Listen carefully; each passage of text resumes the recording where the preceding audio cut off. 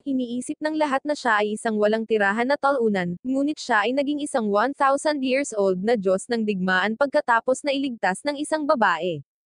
Si Yato na isang lalaki na hindi naliligo at palaging nagsusuot ng parehong pares ng tracksuit, ay isang nagpapakilalang Diyos ng paghahatid na ipinagmamalaki ang mabilis, abot kaya, at maaasahang serbisyo sa anumang larangan ng buhay, mula sa paglilinis ng dumi sa mga tile sa banyo hanggang sa paghahanap ng mga nawawalang pusa. Gayunpaman, iyon ay isang bahagi lamang ng kanyang buhay, at ang isa pa ay nagsasangkot ng pangangaso ng mga halimaw na nilikha mula sa mga negatibong emosyon ng mga tao. Siya ay talagang isang Diyos na walang dambana na nangangarap na maging pinakadakila sa lahat ng mga Diyos sa Japan, ngunit ang kanyang paglalakbay ay hindi madali.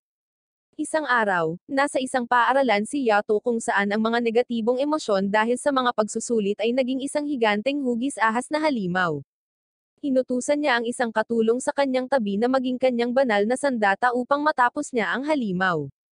Tumalon si Yato patungo sa halimaw, at ang babae ay nag-transform sa isang punyal at inabot ang kanyang kamay. Inihanda niya ang pag-atake, at nag-enchant siya sa kanyang armas gamit ang kanyang banal na kapangyarihan, at pagkatapos ay hinahampas ang halimaw gamit ito, dinadalisay ito sa isang pag-atake lamang. Gumawa siya ng isang cool na pose pagkatapos maalis ang halimaw, ngunit pinaalalahanan siya ng babae na ibalik siya sa normal. Inaamoy ng babae ang kanyang sarili, nagrereklamo na naamoy niya ang pawis na palad ni Yato, at mabilis na bumaba sa zero ang kanyang pagpapahalaga sa sarili. Pagkatapos ay sinabi ng babae ang isang bagay sa pamamagitan ng pagpapahayag ng kanyang intensyon na huminto sa pagtatrabaho sa kanya.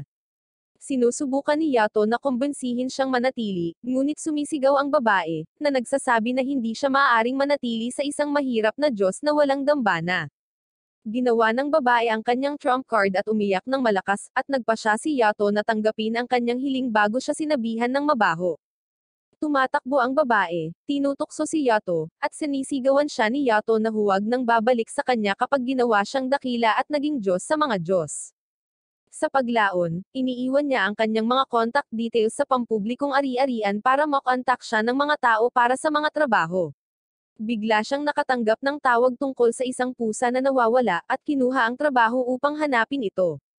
Hinahanap niya ang pusa sa palengke, walang kamalay-malay na malapit nang mag-intertwine ang kanyang kapalaran sa isang babae na nakatingin sa poster ng parehong nawawalang pusa. Ang middle schooler na nagngangalang Helena ay isang martial arts fan na nababalisa kapag nakikita niya si Baki. Patuloy siyang nakikipag-usap sa kanyang mga kaibigan habang pauwi sila mula sa paaralan, at kapag dumaan si Yato sa kanya, tila may napapansin siyang espesyal tungkol sa kanya. Hindi niya maalis ang tingin sa kanya, at nang makita ni Yato ang nawawalang pusa at tinakbuhan ito, itinulak siya ng babae palayo upang iligtas ito mula sa mabilis na buskon. Hindi nataman si Yato ng bus, at kahit na nataman si Helena, hindi siya napunta sa ibang mundo. Habang ang lahat ay nagtitipon sa paligid ng bus, si Helena ay nag-lecture kay Yato, na nagsasabi na maaari siyang masawi dahil sa pagiging walang ingat. Gayunpaman, itinuro siya nito patungo sa bus, at nabigla siya nang makita ang kanyang katawan na nakahiga sa harap nito. Hindi nagtagal ay nagising si Helena sa kanyang katawan, kasama ang kanyang mga kaibigan at ang kanyang mga magulang sa kanyang tabi sa kanilang ospital. Ang kanyang ama ay naghinuha na siya ay mapalad na nakapreno kahit papaano ang bus, at siya ay nakakuha lamang ng ilang mga gasgas mula sa aksidente. Si Helena ay mas nag-aalala tungkol sa lalaki na iniligtas niya mula sa bus, at ang kanyang ama ay sumulat ng isang test sa schizophrenia para sa kanya. Ang kanyang mga kaibigan ay hindi rin matandaan na nakakita ng sinuman, at si Helena ay nakatulog na sinusubukang kumbensihin sila na siya ay nagligtas ng buhay ng isang tao. Sa gabi, nagigising siya, naririnig ang iyak ng lahat ng tao sa ospital, at nararamdaman ang negatibong emosyon na dumadaloy sa kanya. Masyado siyang naguguluhan tungkol dito. Nang umabot sa 12 ang orasan, lumabas si Yato mula sa ilalim ng kanyang kumot at tinanong siya kung naririnig niya ang mga tinig mula sa kabilang buhay. Nagulat si Helena at kumilos na parang isang mabangis na pusa, ngunit nakilala niya si Yato mula sa aksidente. Pinasalamatan niya ito sa pagligtas sa kanya, na nagsasabi na siya ang unang tao na nagtangkang iligtas ang isang Diyos na tulad niya. Kaagad na tumawag si Helena sa pulis upang iulat na may nakatakas mula sa mental, ngunit tiniyak ni Yato sa kanya na siya ay isang tunay na Diyos at sinabi sa kanya ang kanyang pangalan, na hindi pa narinig ni Helena. Nasaktan si Yato, pero ikinwento niya sa dalaga ang pangarap niyang maging megastar na may milyon-milyong followers. Pagkatapos ay tinanong niya ang kanyang pangalan, at sinabi sa kanya na sila ay patas na ngayon dahil tiniyak niya na siya ay maayos na. Tumalon siya sa bintana, at sinubukan siyang pigilan ni Helena, ngunit nakatulog siya habang tinatawag siya sa kanyang pangalan. Hindi nagtagal ay bumalik si Helena sa kanyang normal na buhay ngunit nakatulog kahit saan nang walang abiso. Ang alaala ng makita si Yato ay talagang malabo, at sinubukan niyang pagsamasamahin ang mga pahiwatig upang maalala siya.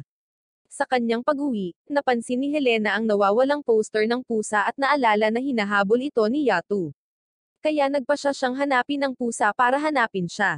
Nahihilo siya habang hinahabol ang pusa at halos maging Catwoman na siya, pero may naamoy siyang masarap, which is si Yato na humahawak sa catnap para hanapin ang nawawalang pusa. Nahanap ni Yato ang pusa, na natatakot sa isang bagay, at agad na tumakbo sa kanya.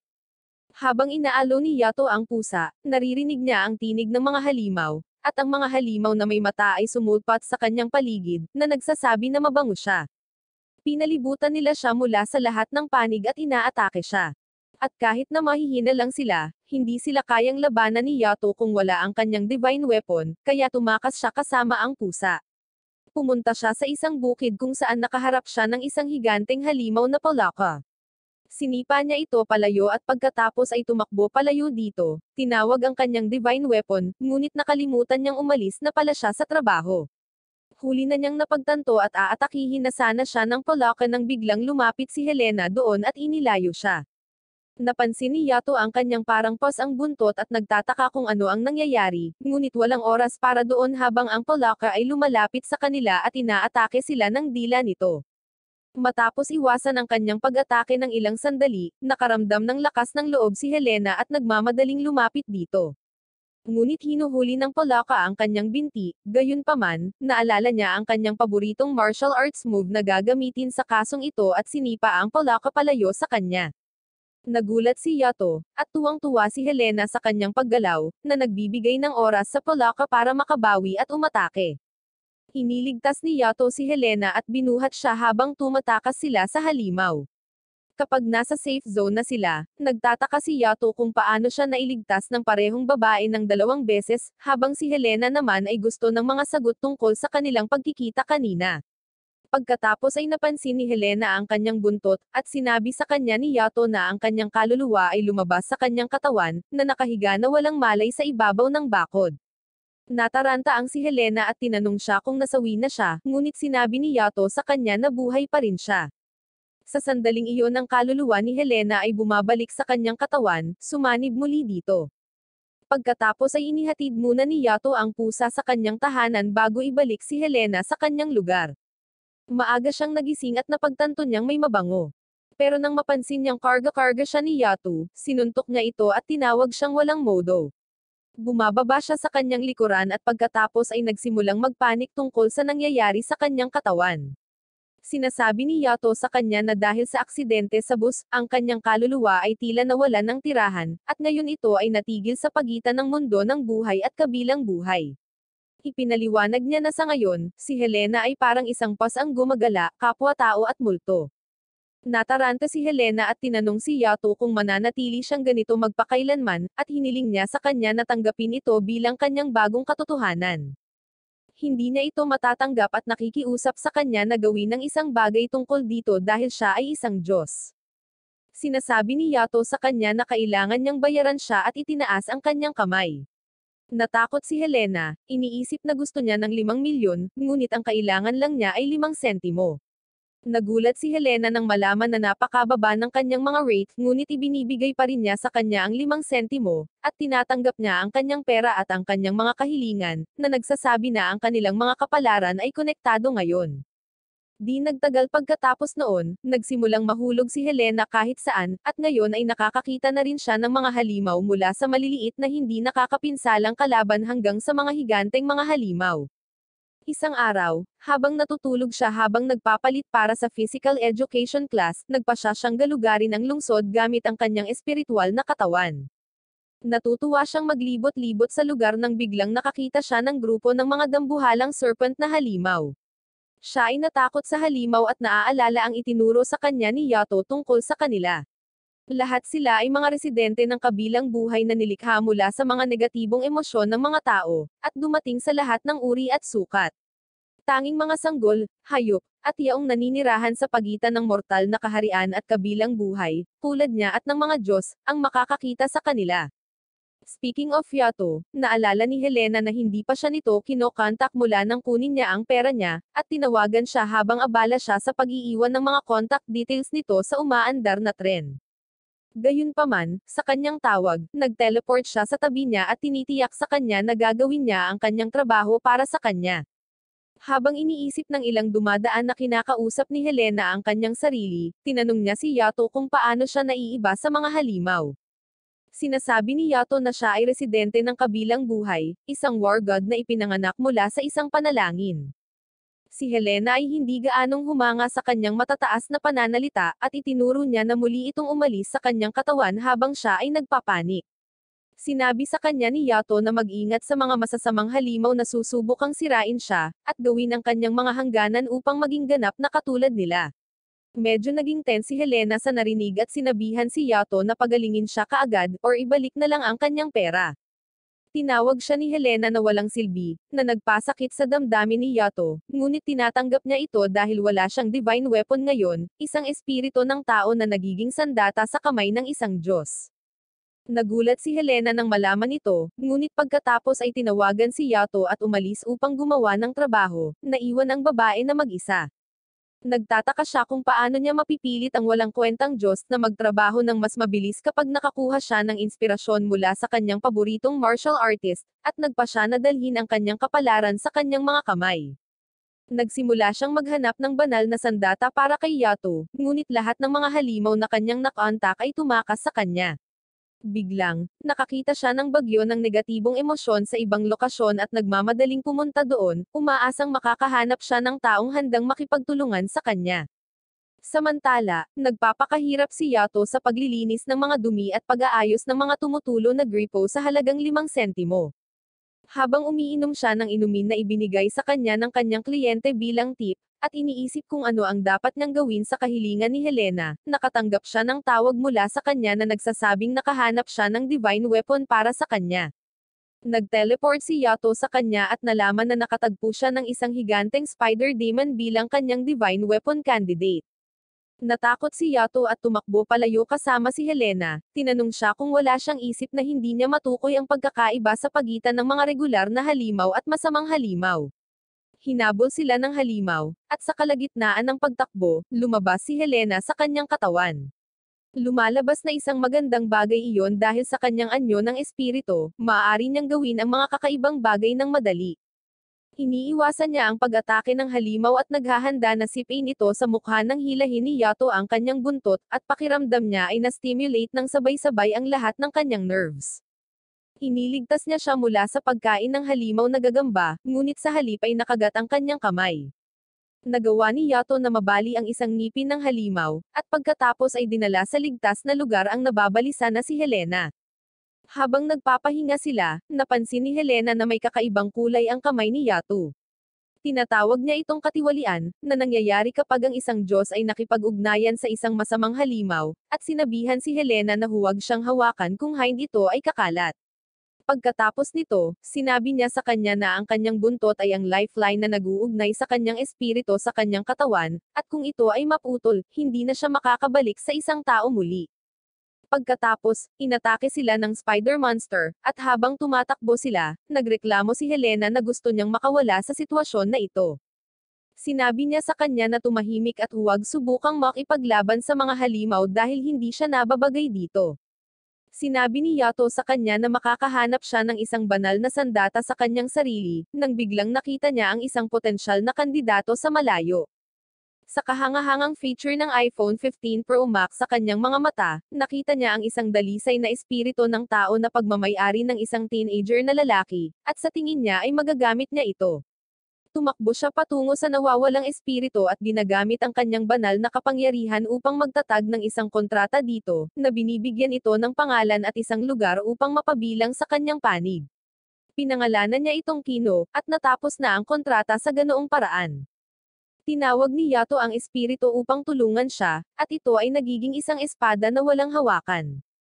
Nakikita ni Yato ang buong kwento ng buhay ng lalaki na naging kanyang divine weapon. Nahihilo siya nang makita ito, at sa pagkakataong ito, nilamon siya ng halimaw ng gagamba. Ngunit iyon ay isang malaking pagkakamali habang ginigising ni Yato ang kanyang mga kapangyarihan sa loob ng kanyang tiyan, at pinuputol ang mga ito mula sa loob. Pagkatapos niyang tapusin ang halimaw, bumagsak siya sa lupa at nagsimulang umiyak tungkol sa masakit na buhay ng kanyang bagong partner. Nang maglaon, pumunta siya sa shrine ng ibang Diyos at ginagamit ang banal na tubig doon upang gamutin ang kanyang kamay. Kapag si Helena ay tumatakbo papunta sa kanyang tunay na katawan, pinupuri niya ang espada, at pagkatapos ay ipinakita ni Yato sa kanya ang tunay na anyo ng espada, sa pamamagitan ng pagbabago nito sa isang lalaki. Nagulat si Helena nang makita ito, at maging ang lalaki na nagngangalang Kino ay masyadong natulala upang ay proseso ang lahat. Pagkatapos ay bigla niyang napagtanto na malamig ngayon, at inalis ni Yato ang kanyang jacket para ibigay ito sa kanya, habang ipinakikilala niya ang kanyang sarili bilang kanyang bagong amo. Gayunpaman, natauhan si Kino at nagpakita ng karahasan, sinabi kay Yato na amoy pawis ang kanyang jacket. Masaya niyang tinanggap ang scarf ni Helena at pagkatapos ay hinihiling na pumunta sa isang lugar na mainit ngunit si Yato ay masyadong natulala sa insultong natanggap niya. Di nagtagal, nalaman ni Kino na naabot niya ang jackpot ng malas sa pamamagitan ng pagiging banal na sandata ni Yato. Ang kanyang master ay naghahanap ng damit at pagkain sa mga basurahan, at pagkatapos ay inaasahan niyang sasambahin siya at paglangkuran siya ng mabuti.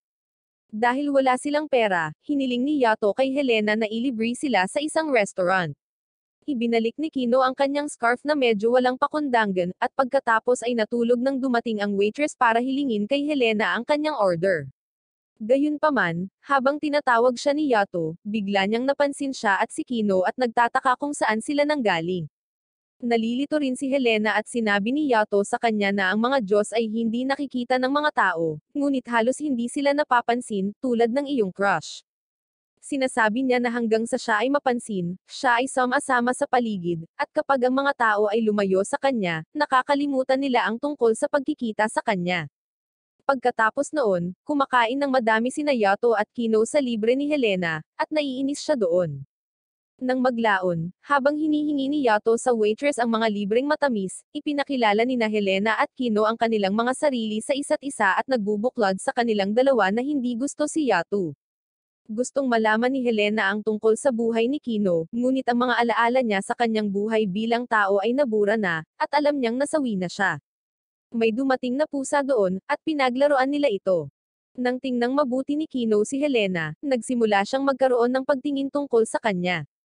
Kakalabas lang ng restaurant ni Yato, at nanlamig ang kanyang gulugod. Tinuruan niya si Kino ng leksyon tungkol sa pagkakaroon ng maliikot na pag-iisip dahil ang Diyos, at ang kanyang banal na sandata ay nagbabahagi ng isip at katawan, at nararamdaman niya ang lahat ng kanyang masasamang pag-iisip. Si Kino ay nagkunwaring walang alam sa kanyang sinasabi at nagsimulang makipag-away kay Yato.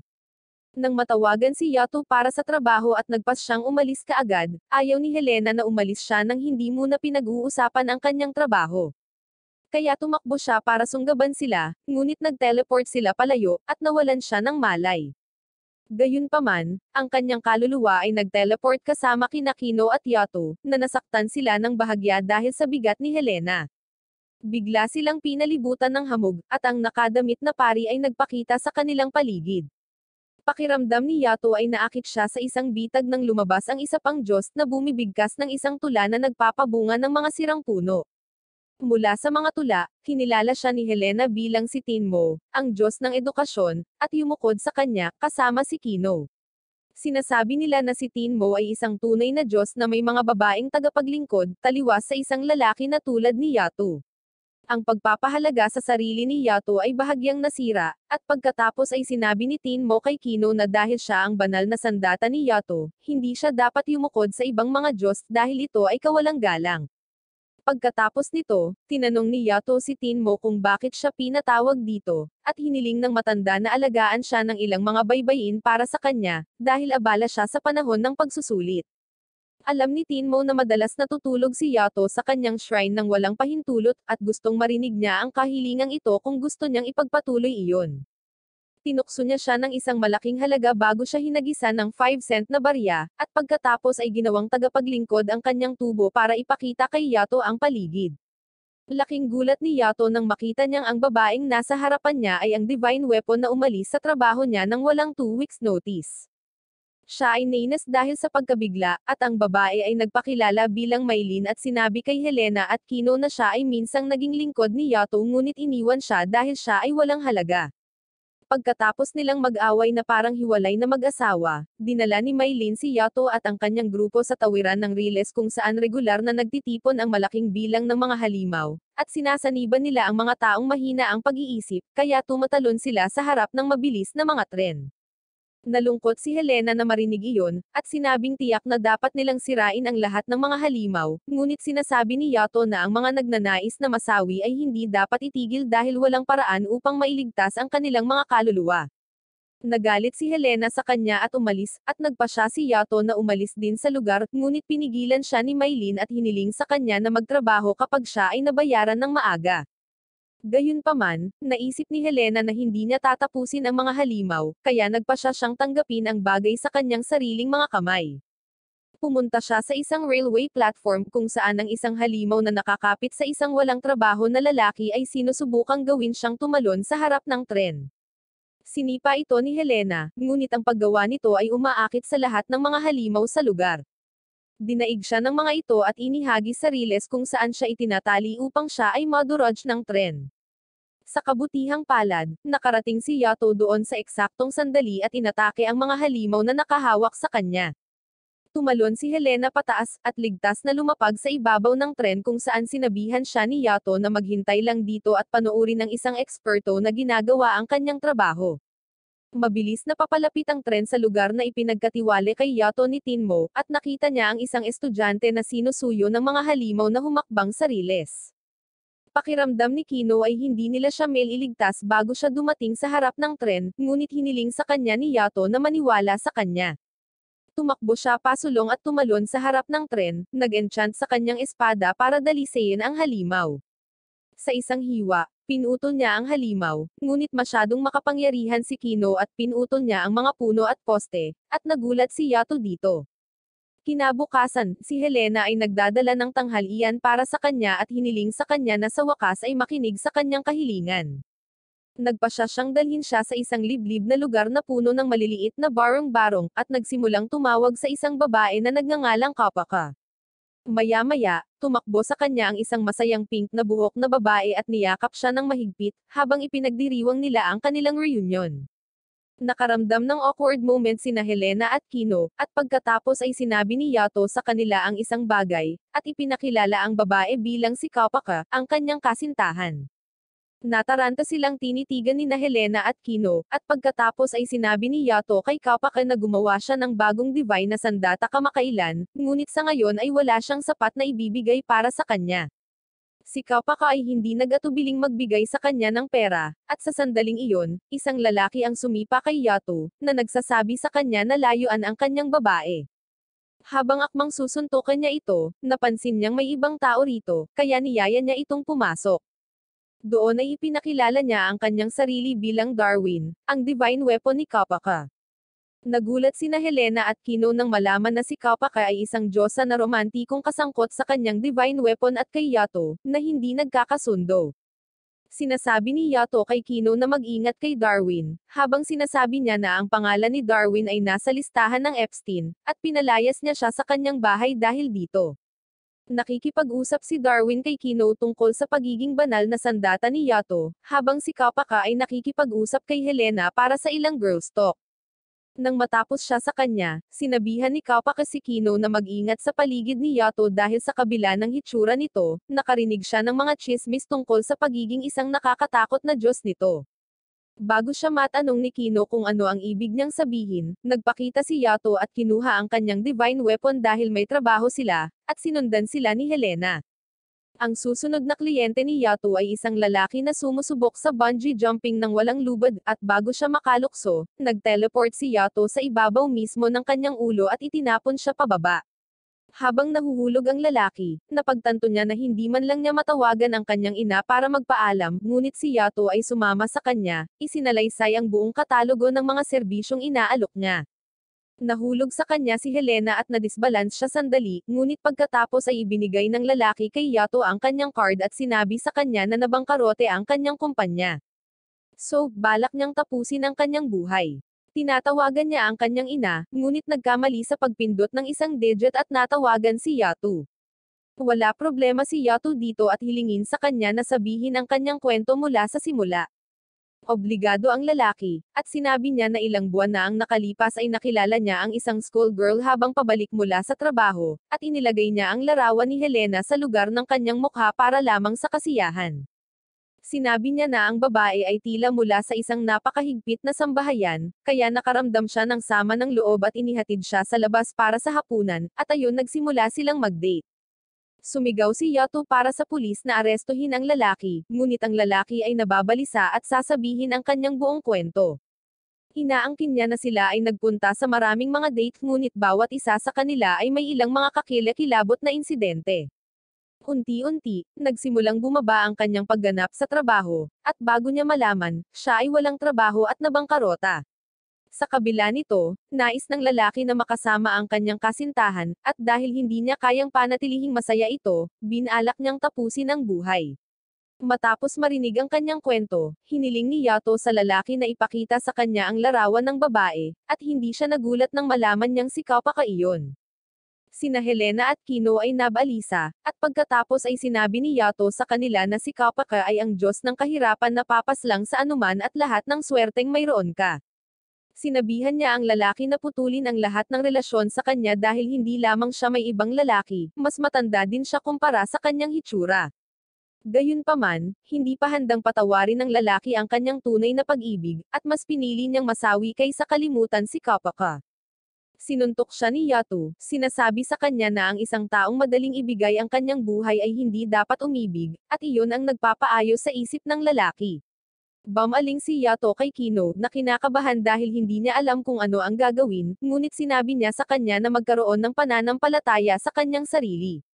Ginawa niyang sandata si Kino at pagkatapos ay pinutol ang lahat ng ugnayan niya kay Kapaka, na nagligtas sa kanya mula sa biglaang kasawian. Nang maglaon, sinabi ni Yato kay Kapaka ang tungkol sa lalaking masasawi dahil sa kanya, at si Darwin ay lumuluha habang inaakusahan siya ng panloloko sa kanya. Siya ay nag-lecture sa kanya, na nagsasabing ayaw niyang masangkot siya sa mga tao dahil malas lang ang hatid niya sa kanila. Pagkatapos nito, pinuri ni Darwin ang mga kakayahan ni Kino, na sinasabi na ang pagputol ng mga bond ng isang tao sa iba ay isang napakahirap na bagay. Matapos mag-usap saglit, aalis na si Yato at ang kanyang grupo sa lugar ni Kapaka.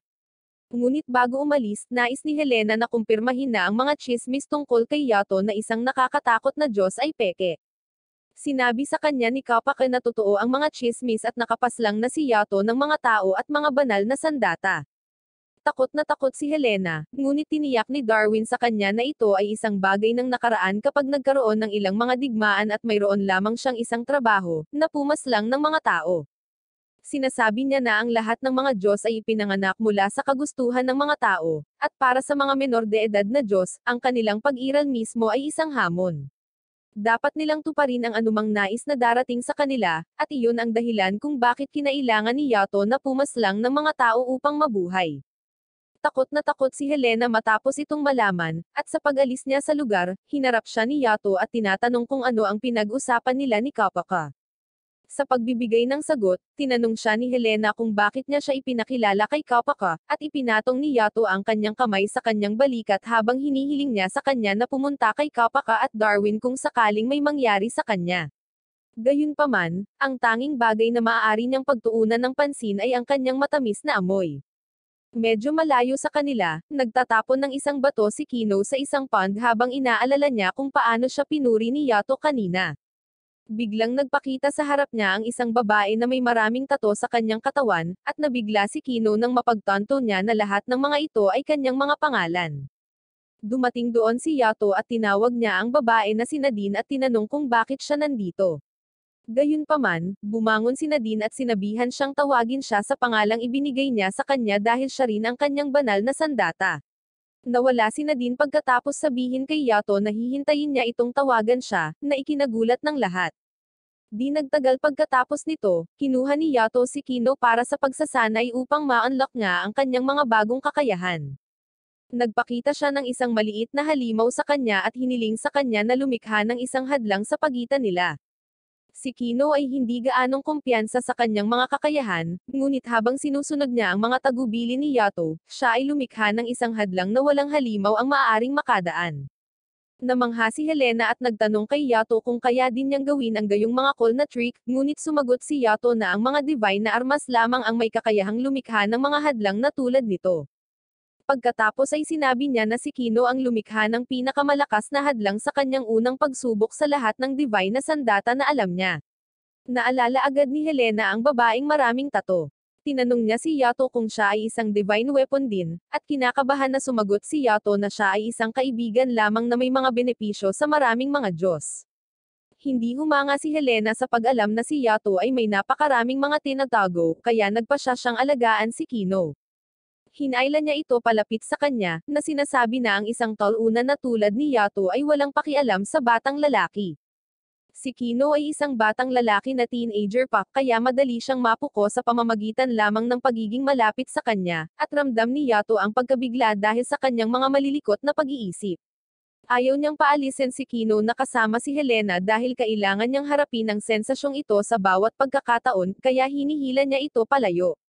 Pagkatapos ng mahabang laro ng tug of war, inuwi pa rin siya ni Helena, na iniwan si Yato na balisa. Nagulat si Kino nang makitang mayaman pala talaga si Helena, at ngayon walang tao ang kanyang malaking bahay dahil parehong nagtatrabaho ang kanyang mga magulang. Pagkatapos, nakakakuha siya ng mga maliikot na ideya, ngunit pagkatapos ay pinapahinga siya nito sa silid ng kanyang kuya. Masaya si Helena na makaka-sleepover siya kasama ang isang cute na lalaki ng walang distractions dahil walang makakapansin sa kanya. Gayunpaman, hindi nagtagal ay umuwi ang kanyang mga magulang, at sinundan sila ni Yato nang hindi nagpapalem. Nagnanakaw siya ng mga inumin at pagkain sa kanilang refrigerator, at halos mapansin siya ng nanay ni Helena. Nang maglaon, pinagalitan ni Helena si Yato, tinanong kung ano ang ginagawa niya dito nang hindi inanyayahan, at sinasabi niya sa kanya na kadalasan, natutulog siya sa mga shrine dahil ito ay lihim na teritoryo at ang mga halimaw ay hindi maaaring umatake doon. Gayunpaman, walang ganoong benepisyo ang kanyang tahanan, kaya naman hindi ligtas dito si Kino dahil natatakot siya sa dilim. Hindi nagtagal ay nalaman ni Helena na hindi siya nagsisinungaling nang dumating si Kino sa kanyang silid sa gabi, na sinasabing hindi siya makatulog pagkatapos ay off ng kanyang ama ang mga ilaw sa kanyang silid. Sinabi niya sa kanya na matulog sa tabi niya, at sa kabila ng pag-alam na ito ay isang hindi pangkaraniwan, kinuha ni Kino ang alok.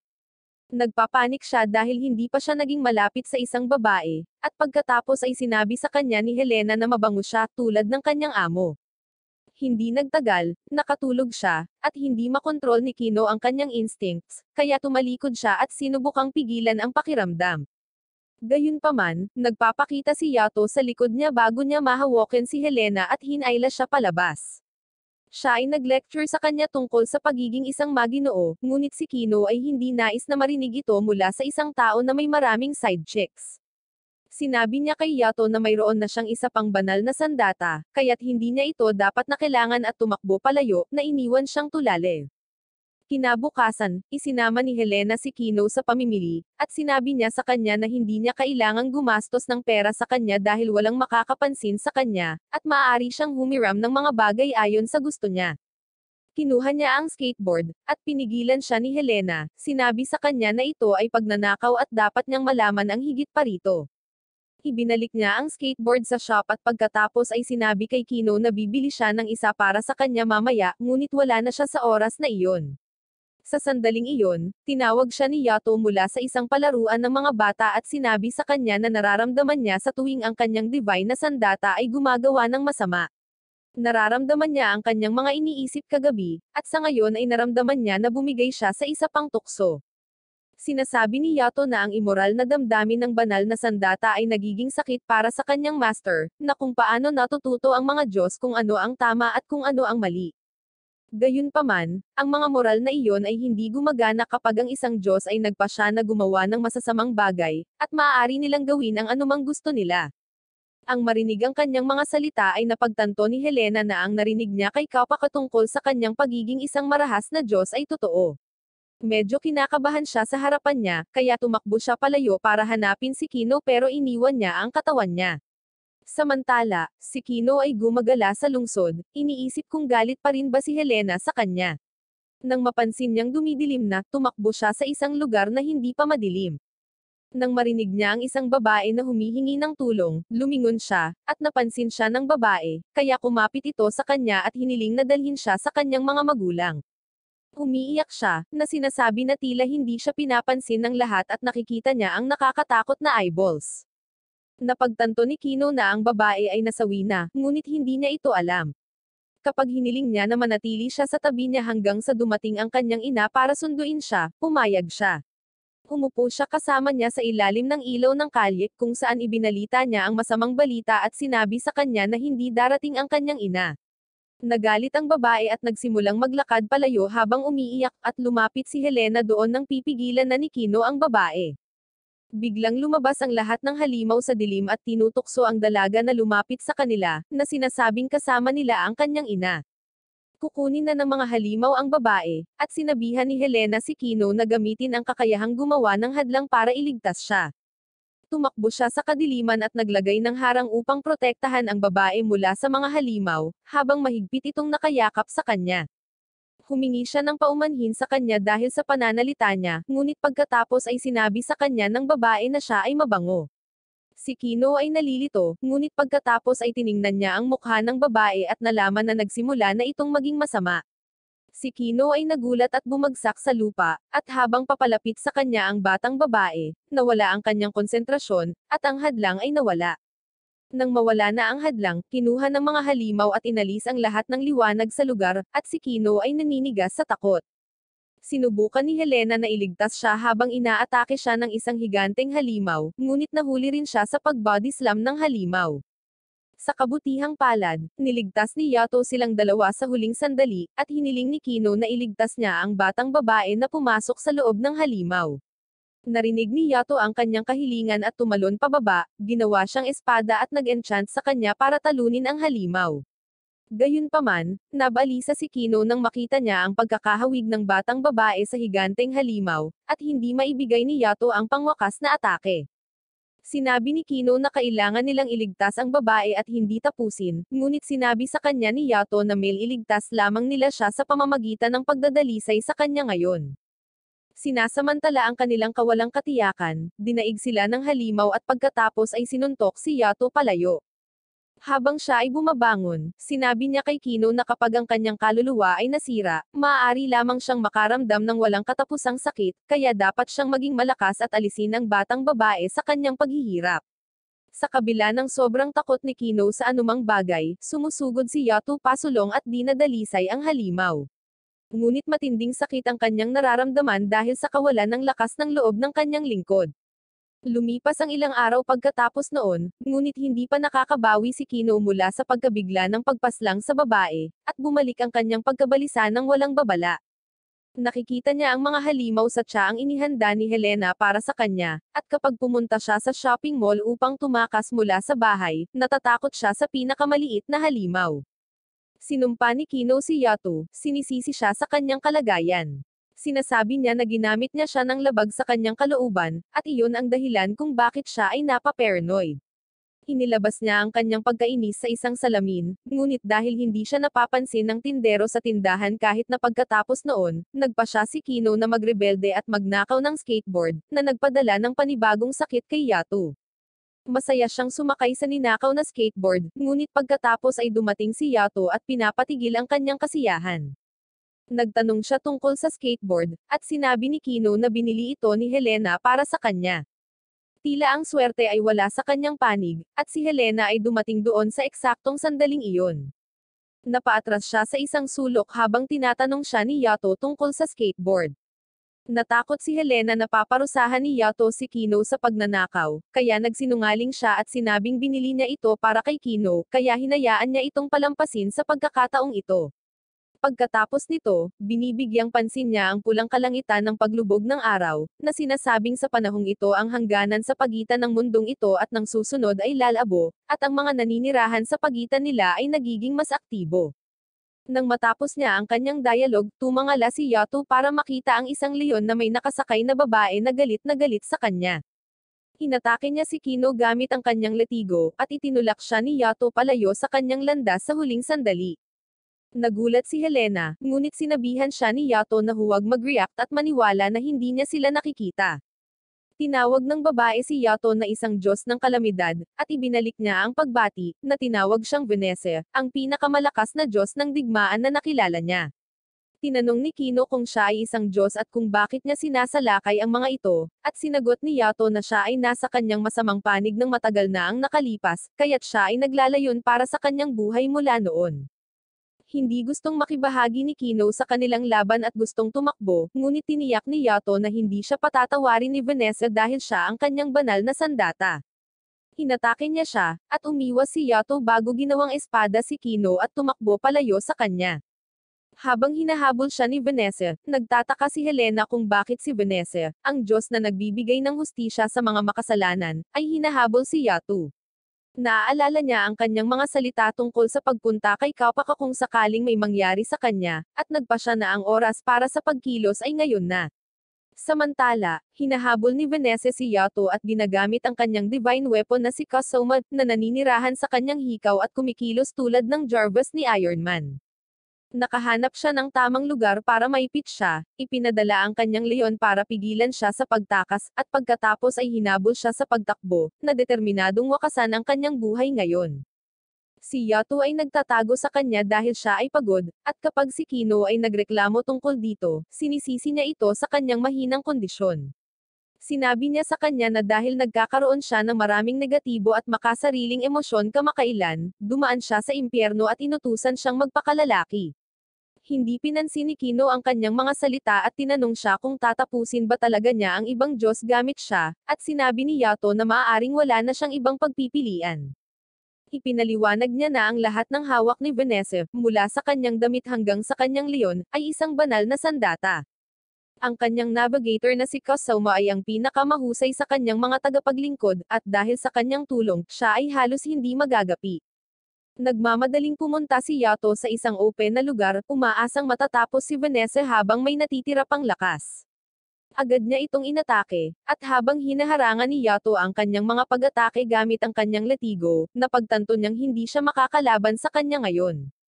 Iniiwasan niya ang mga pag-atake nito, ngunit ginamit ni Vanessa ang kanyang latigo upang kunin ang kanyang binti at pagkatapos ay ipinakita ang kanyang baril para atakihin siya. Tinukoy ni Kasoma ang eksaktong lokasyon na kailangan niyang i-target, ngunit ipinakita ni Yato ang kanyang mga kasanayan at pinutol ang mga bala. Hinampas niya ang latigo at napaiyak siya sa sakit na ikinagalit ni Vanessa, na inatake siya ng malapitan gamit ang kanyang baril. Ipinahayag niya na hindi niya hahayaang pumaslang siya muli ng anumang divine weapon. Sinasabi ni Yato kay Vanessa na iwanan siya ng mag-isa, dahil maraming siglo na ang lumipas mula noong insidenteng iyon, ngunit wala siyang mod na pakinggan siya at ipinatawag ang isa pa sa kanyang mga baril at inatake siya ng malapitan. Iniiwasan ni Yato ang mga pag-atake at pagkatapos ay tumakbo palayo kasama si Vanessa na humahabol. Sa kabilang banda, nakarating na si Helena sa bahay ni Kapaka at sinabi sa kanya na hinahabol ni Vanessa si Yato. Alam ni Kapaka ang tungkol sa kanilang pag-aaway, at sinabi sa nagulat na si Helena na ang banal na sandata na napaslang ni Yato ay pag-aari ni Vanessa, at iyon ang dahilan kung bakit gusto niyang maghiganti. Sinabi ni Darwin na wala silang lugar upang makialam sa isang labanan sa pagitan ng mga Diyos, ngunit nakiusap si Helena sa kanila na tulungan siya. Na-curious si Kapaka at tinanong si Helena kung may crush siya kay Yato, or kung bina-blackmail siya nito kahit papaano dahil ang anumang bagay maliban doon ay malabong mangyari. Walang problema ang Diyosa ng kahirapan na tulungan si Helena kapalit ng handog na pera, at hiniling sa kanya na sabihin ang lokasyon ni Yato. Kumawala si Helena sa kanyang katawan sa parehong sandali, at inakay sina Kapaka at Darwin habang sinusundan ang matamis na amoy na nagmumula kay Yato. Nagpapahinga si Yato sa isang kagubatan matapos makalayo kay Vanessa, at tinanong siya ni Kino kung talagang pinaslang niya ang divine weapon ni Vanessa. Tinanong niya ito kung tatapusin din niya ito kung siya ay naging walang silbi, dahil sa tingin niya ay mayroon ng isa pang divine weapon si Yato na tinatawag na Nadine. Ang kanyang mga negatibong pag-iisip ay nagpapasakit muli kay Yato, na nagsasabi sa kanya na ihinto ang pagiging isang mahina, ngunit si Kino ay inakusahan siya ng pagiging duwag at sinabi na ang kanyang mga kamay ay higit na pinagpapawisan ngayon. Habang nag-aaway sila, isang malakas na bug zone ng hangin ang pumutol sa ilang mga puno at pinalipad si Kino, ngunit agad siyang tinawag ni Yato bilang isang espada. Pagkatapos ay nakita niya si Vanessa sa kanyang harapan na may hawak na isang malaking espada, at hiniling niya sa kanya na sabihin ang kanyang mga huling salita. Naghanda si Yato na makipaglaban, at sinabi ni Kino na tumigil na siya dahil wala siyang magiging laban sa malaking espada ni Vanessa. Habang nagmamadali si Vanessa patungo kay Yato, dumating doon si Kapaka, at pareho silang napahinto ng mga Diyos na naglalaban nang makita siya. Inutusan niya si Darwin na maging anyo ng kanyang sandata, na isang pamaypay, at si Yato at Vanessa ay natatakot dahil alam nila kung ano ang kanyang mga kakayahan. Iniswing ni Kapaka ang kanyang pamaypay habang sinasabi niya sa kanila na itigil na ang pag-aaway. Ang kanyang kapangyarihan ay nagbubukas ng pinto sa underworld habang lumilikha ng malakas na buhawi na tinatangay palayo si Yato. Sa kabila ng banta ng mga halimaw na nagmamadaling lumabas sa portal, hindi pa handa si Vanessa na iwan si Yato at inutusan ang kanyang leon na salakayin siya. Nasaktan si Yato dahil sa kagat ng leon, ngunit sa tamang oras, dumating roon si Nadine at pinigilan ang leon, binibigyan si Yato ng pagkakataong palayain ang sarili at matamaan ang leon ng pag-atake. Agad na tinawag ni Vanessa ang leon pabalik, at hiniling sa kanyang navigator na si Kasoma na maging kanyang anyo ng tao upang pagalingin ang leon.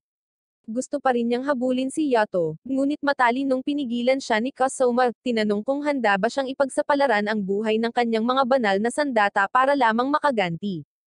Sa kabilang panig ng bagyo, si Helena ay tumatakbo papunta kay Yato na humiling sa kanya na magtago at huwag ipaalam kay Vanessa na siya ay konektado sa kanya. Habang hamupa ang bagyo ay sinabi ni Helena kay Yato na hahayaan niya itong mabuhay ngayon ngunit babalik siya para sa kanyang paghihiganti. Bago umalis, sinabihan niya si Yato na huwag maging mahina kapag inaway siya nito sa susunod dahil umaasa itong makakaharap siya sa kanyang kalakasan. Si Yato ay nabalisa na napagtanto niya ang kanyang kalagayan, at pagkatapos na umalis si Vanessa sa kanyang leon, si Kasoma ay nananatili at yumuko sa kanya bago sumama sa kanyang Panginoon. Si Yato at ang iba pa ay umalis din, at nang maglaon, habang nabubuhay si Kino sa tahanan ni Helena, sinubukan ni Yato na linisin ang sarili mula sa kumakalat na katiwalian ngunit nabigo. Iniisip niya kung hindi ba magiging maganda ang mga bagay-bagay sa pagitan nila ni Kino, nang biglang sumulpat si Nadine sa kanyang harapan at sinabihan siyang huwag pansinin ang hindi matatag na batang lalaki dahil palagi niya itong malayang magagamit. Hinaakit niya siya, habang sinasabi niyang gusto niyang tawagin siya sa pangalang ibinigay nito sa kanya dahil mayroon silang kahangahangang chemistry na magkasama. Sa kabilang banda, pumunta si Helena sa kwarto ni Kino para ibigay sa kanya ang kanyang tanghalian, ngunit nadatnan niya si Yato na kumakain ng merienda doon. Si Helena ay nabalisa na pumasok siya sa silid, ngunit pagkatapos ay nainis kapag nalaman niya na si Kino ay tumakbo palayo mula sa bahay, at hindi man lang niya sinubukang pigilan siya. Tumakbo si Helena para hanapin si Kino at pumunta sa Tinmo Shrine kung saan lumabas ang matandang Diyos para batiin siya. Tinanong niya siya kung nakita niya si Kino, at sinagot niya na ang batang lalaki ay pumunta dito sa umaga upang maghanap ng trabaho. Ipinahayag niya na hindi niya makakatrabaho si Yato, na nakakainis, mayabang, at punong-puno ng sarili, at mayroon pang ibang divine na sandata. Gusto siyang iwan ni Kino kung may paraan, at nagpasalamat muna si Tinmo sa kanyang pagpunta sa kanya, ngunit pagkatapos ay tinanggihan ang kanyang kahilingan. Sinabi niya sa batang lalaki na kahit nabigyan siya ng pangalan sa ngayon, siya ay magiging isang Nadine. Nagulat si Helena nang marinig ang pangalang iyon, at tinanong si Tinmo kung ano ang ibig sabihin nito. Sinabi niya sa kanya na ang Nadine ay hindi isang pangalan ngunit isang titulo, na nangangahulugang ligaw at ibinibigay sa banal na sandata na pag-aari sa mga lansangan. Sinasabi niya na ito ay isang kahihiyan para sa isang banal na sandata na magkaroon ng higit sa isang master, at iyon ang dahilan kung bakit ang mga sandata na Nadine ay kinasusuklaman ng lahat ng mga Diyos. Sinabi ni Tinmo kay Helena na ang mga divine na sandata na may maraming pangalan ay malamang na ipagkanulo ang kanilang mga amo, at iyon ang dahilan kung bakit karamihan sa mga Diyos ay umiiwas sa kanila. Sa karamihan ng mga kaso, ang divine weapons ay kailangang lumaya sa kanilang dating amo at maglingkod sa bago, ngunit para sa Nadine, hindi iyon ang kaso dahil sila ay ginagamit upang gumanap ng mga trabahong hindi ibibigay ng isa sa kanilang sariling divine na sandata. Nabalisa si Helena sa impormasyong ito at tinanong si Tinmo kung nakakita siya ng isang Nadine na kasing edad ni Kino, ngunit tumanggi siyang magsalita patungkol sa kasuklam-suklam na paksang iyon sa kanya. Nang maglaon, pumunta si Helena sa isang mataas na lugar na umaasang mahahanap si Kino, ngunit naaamoy niya ang isang matamis na pabango na hindi niya nakikilala. Tumingin siya sa paligid at pagkatapos ay napansin niya si Vanessa na naglalakbay sa lungsod. Natakot si Helena at napaatras, ngunit nakita niya si Kasoma sa likuran niya.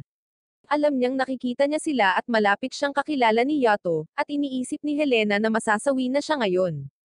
Sinubukan niyang tumakas, ngunit pinigilan siya ni Kasoma at pagkatapos ay gumamit ng isa pa sa kanyang mga spell sa kanya.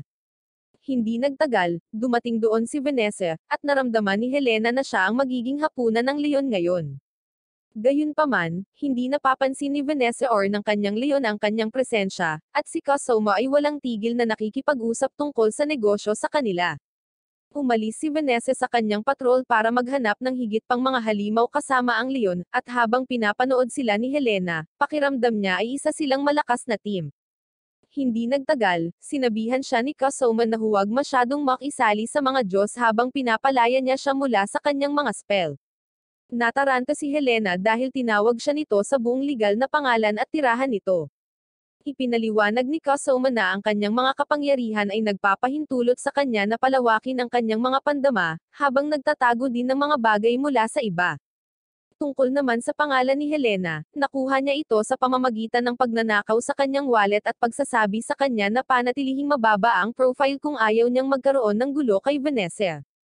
Gustong malaman ni Helena kung bakit siya tinutulungan ni Kasoma dahil kaaway siya dapat ni Yato. Sinagot niya na kahit nakaaway nila si Yato, siya rin ang kanilang tagapagligtas.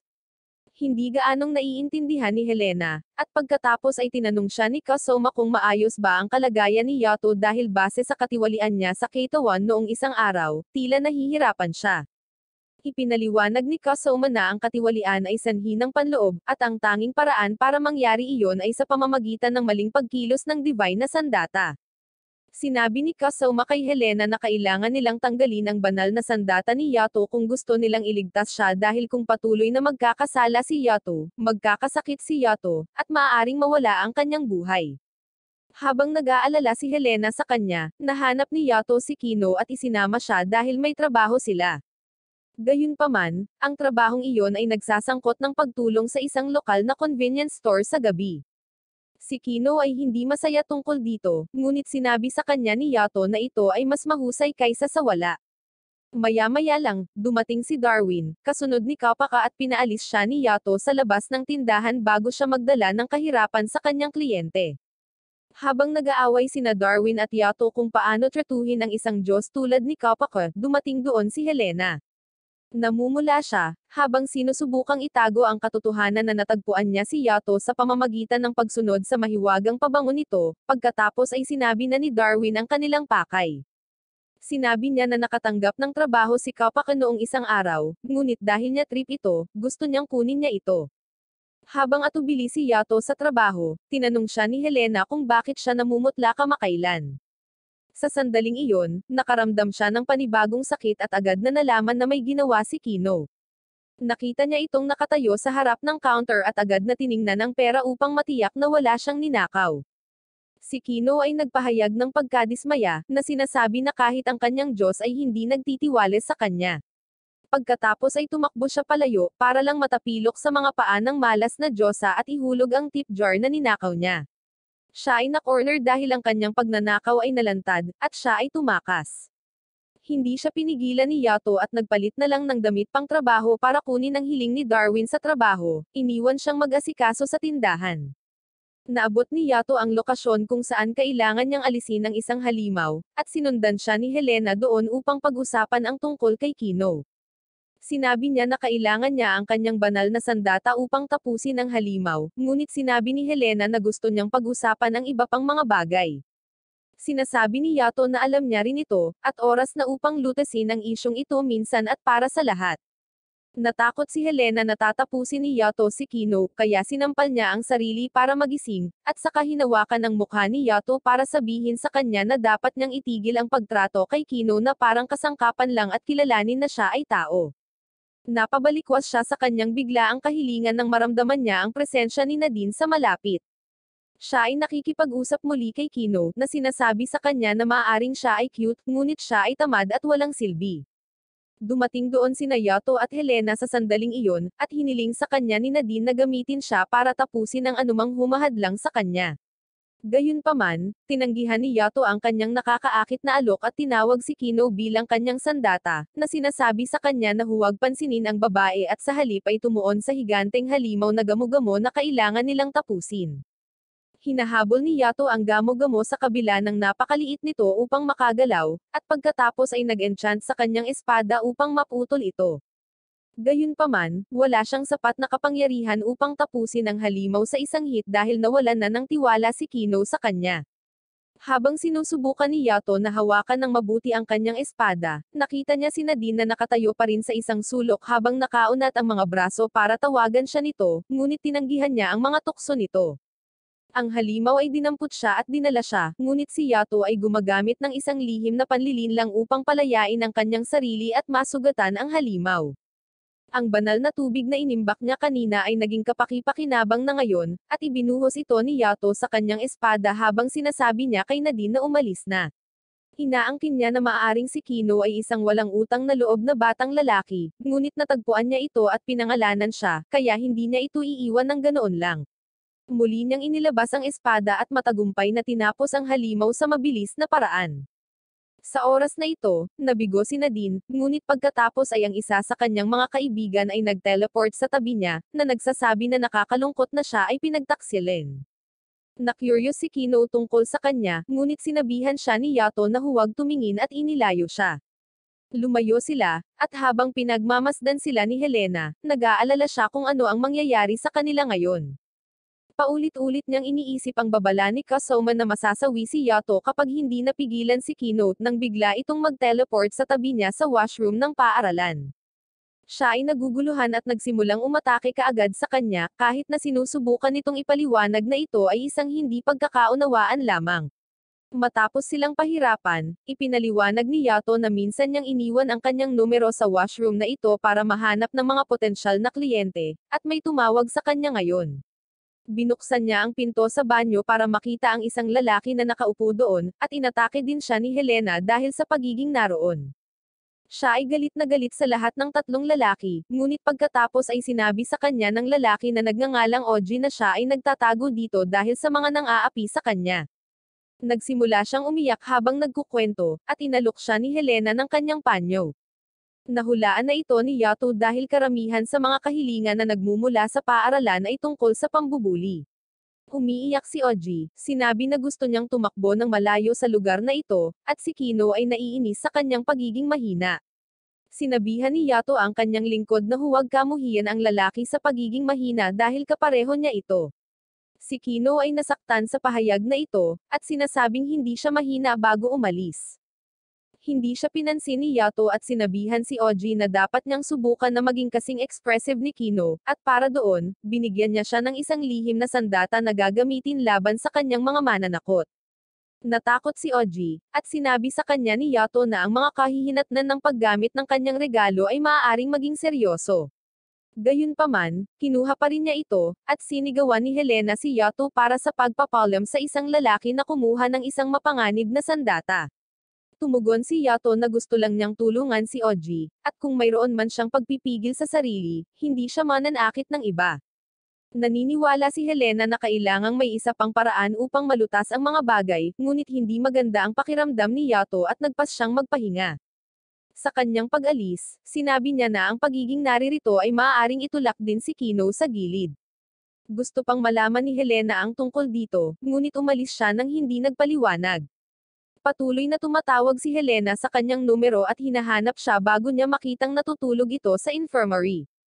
Siya ay natutokso habang nakikita ang kanyang nakalantad na likod, at nagpa siya na tingnan kung ang katiwalian sa kanyang katawan ay kumalat na sa buong katawan.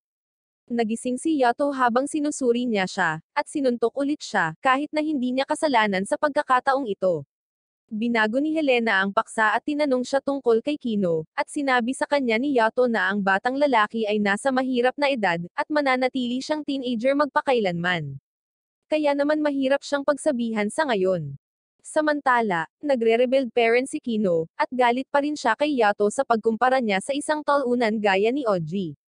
Nagpasya siyang galugarin ang paaralan pansamantala, at ang pagiging nasa isang walang laman na silid-aralan ay tila nostalgic sa kanya kahit na wala siyang mga alaala. Habang nireresolba niya ang isang mahirap na tanong sa matematika, bumalik ang mga estudyante, at mas lalo siyang nalulungkot nang makita silang magkaibigan sa isa't isa. Galit na galit siya na wala siyang kaibigan, at kahanay sa kanya, si Oji ay kawawa din dahil sa lahat ng pambubuli. Bigla niyang narinig ang boses ng mga halimaw na nagsasabi sa kanya na tapusin ang kanyang mga bully kung galit na galit siya sa kanila, at natukso sa kanilang mga salita, kinuha niya ang lihim na sandata na ibinigay ni Yato sa kanya. Nilapitan niya ang kanyang mga bully at binigyan siya ng isang masamang titig na sapat na malakas upang gawin ang isang masamang bagay. Naalala ni Oji ang lahat ng kahihiyan na naramdaman niya at inilabas niya ang lihim na sandata, na isang cutter lamang mula sa kanyang bulsa, at itinapon ito sa bully. Naalala niya ang mga salita ni Yato na nagsabi sa kanya na bigyan ng armas ang kanyang kalaban kung sakaling magpasya siyang lumaban, at oras na para doon. Inilabas ni Oji ang kanyang sariling armas, at sa pagtukso sa kanya ng mga halimaw na tumawid sa linya, lumakad siya patungo sa bully. Gayunpaman, bago siya masaktan ni Oji, naalala niya na sinabi rin ni Yato sa kanya na huwag saktan ang sinuman kung nais niyang panatilihin ang kanyang sangkatauhan, at ibinaba niya ang cutter. Sa kabutihang palad, sapat na ang kanyang pagkilos upang literal na matakot sa kanya ang bully, at tumakas siya na parang isang batang babae. Napaluhod din si Oji, at lumapit si Helena para bantayan siya. Pinagmamasdan rin siya ni Yato, at humanga siya na ang mukhang mahiyain na batang lalaki ay may sapat na pagpipigil sa sarili upang hindi makapinsala sa sinuman. Sinabi ni Oji na naalala niya ang kanyang mga salita, ngunit ngayong naharap na niya ang bully, muli siyang hindi papansinin ng lahat. Nilapitan siya ni Yato, sinasabi sa kanya na ang buhay ay hindi isang kompetisyon para magkaroon ng pinakamaraming kaibigan, at dapat siyang maging masaya kahit na mayroon lamang siyang isang espesyal na tao sa kanyang buhay. Habang naglalakad siya pabalik sa kanyang silid-aralan, umaasa si Yato na magiging maayos ang lahat para sa kanya. Pagkatapos noon, sinabi ni Yato na gusto rin niya ang isang espesyal na tao sa buhay niya, ngunit pagkatapos ay bigla siyang nakaramdam ng matinding sakit dahil kay Kino na umiiyak mag-isa dahil wala siyang mga kaibigan. Nakita niya ang mga mag-aaral na umaalis sa paaralan at hinahabol sila, tinawag sila upang isama siya, ngunit wala ni isa sa kanila ang nakarinig ng kanyang boses. Habang umiiyak si Kino, mas nakaramdam ng sakit si Yato at umaasa na napagtanto niya ang katotohanan ngayon. Alam na ngayon ni Kino na hindi na siya makakabalik sa panig ng tao kahit gaano pa niya ito naisin. Dapat siyang mamuhay sa katotohanan iyon, gayunpaman, siya ay masyadong bitter at nagpasya na ilabas ang kanyang pagkadismaya sa pamamagitan ng pagsira sa mga bintana ng paaralan. Sa sandaling sinimulan niyang gawin iyon, nawalan si Yato ng malay dahil kumalat na ang katiwalian sa buong katawan niya. Habang patuloy itong kumakalat, sinubukan ni Helena na gisingin si Yato, at nang hindi ito tumugon, nataranta ito at iniwan ang kanyang katawan.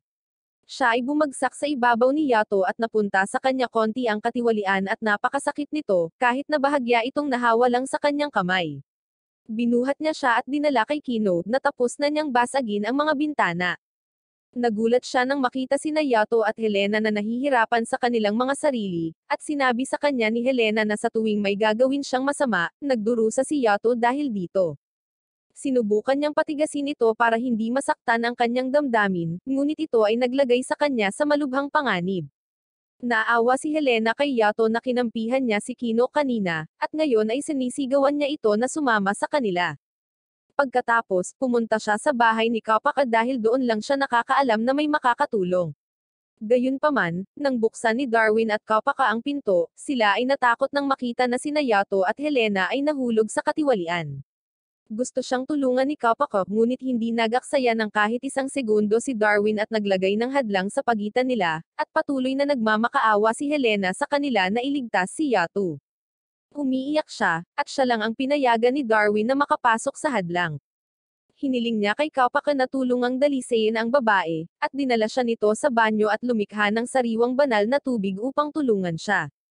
Sinabi ni Helena na mas kailangan siya ni Yato kaysa sa kanya, ngunit sumagot si Kapaka na huli na para doon, at kung hindi maparusahan si Kino sa lalong madaling panahon, tiyak na masasawi si Yato.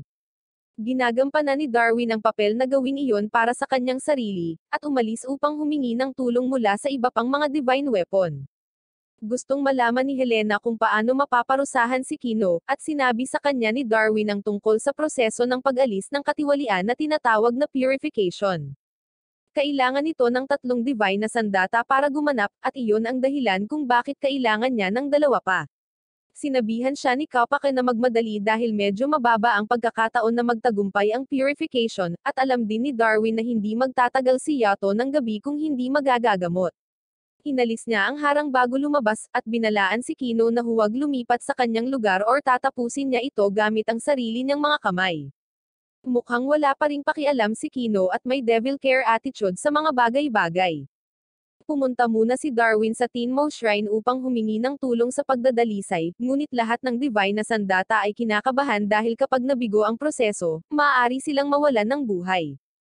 Gayunpaman, nagboluntaryo si Maylin na tulungan si Yato, dahil dati siyang amo nito, gaano man siya kaawa-awa. Nagpasalamat si Darwin sa kanya at kay Tinmo at umalis kaagad. Si Tinmo ay nagagalit sa ngalan ni Yato at iniisip na anumang divine na sandata na labis na nananakit sa kanyang amo ay nararapat na tapusin. Pumunta si Darwin sa ibang mga shrine upang humiram ng isang divine na sandata, ngunit walang sumasagot sa kanyang mga kahilingan.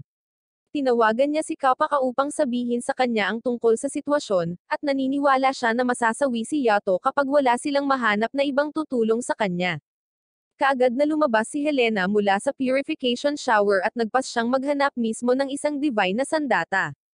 Sa tingin niya ay tiyak na tutulungan ni Nadine si Yato, ngunit tatapusin din niya si Kino, kaya hindi niya ito maaasahan. Kaya naman pumunta siya sa Vanessa Shrine sa kabila ng babala ni Kasoma na layuan siya. Sinimulan niyang isigaw ang pangalan ni Kasoma, ngunit abala siya sa isang pulong kasama ang kanyang Diyosa at iba pang mga tagapaglingkod. Gayunpaman, habang sinasabi sa kanya ng isang mensahero ang tungkol sa bisita, dumating siya sa likuran niya at itinikom ang bibig nito bago niya maakit ang atensyon ni Vanessa.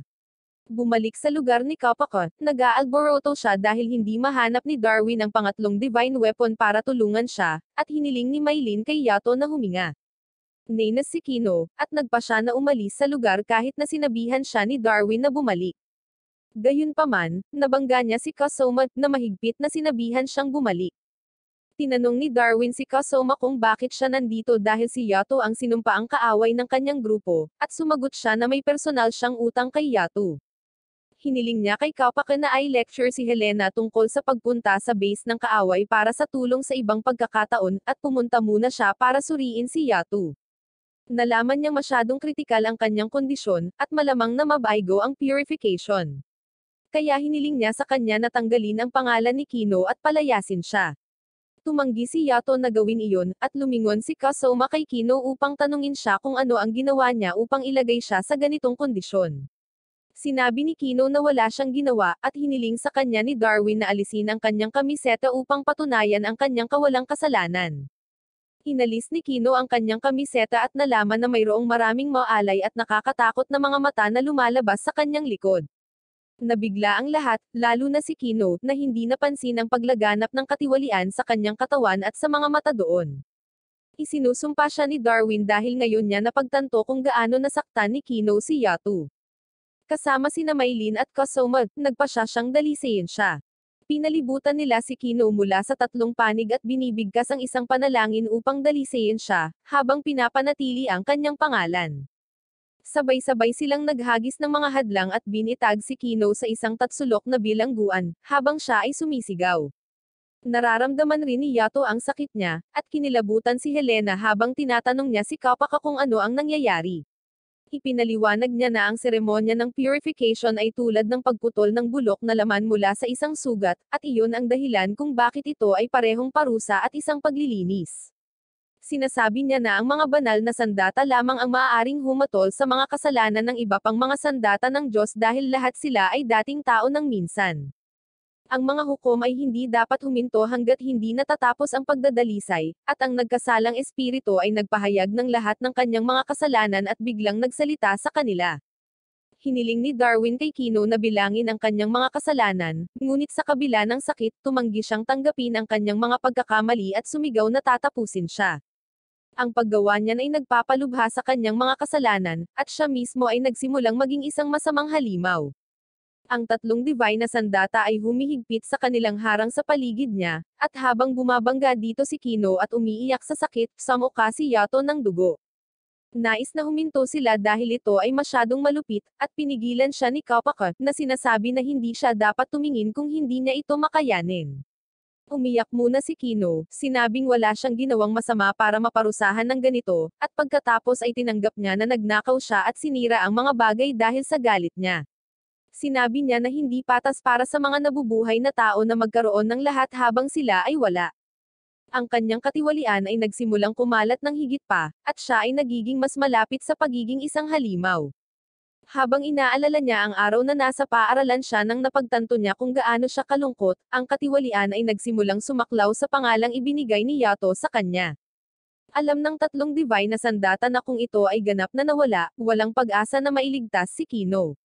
Si Yato ay nagdurusa rin sa sakit, at nang mapansin niya ang pangalan na kinuha ng katiwalian, napagtanto niyang kailangan niyang tawagan si Kino bago niya mawala ang kanyang sarili sa madilim na bahagi.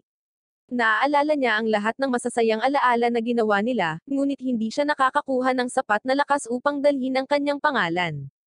Gayunpaman, si Helena ay sumugod kay Kino at nakiusap sa kanya na huwag maging halimaw.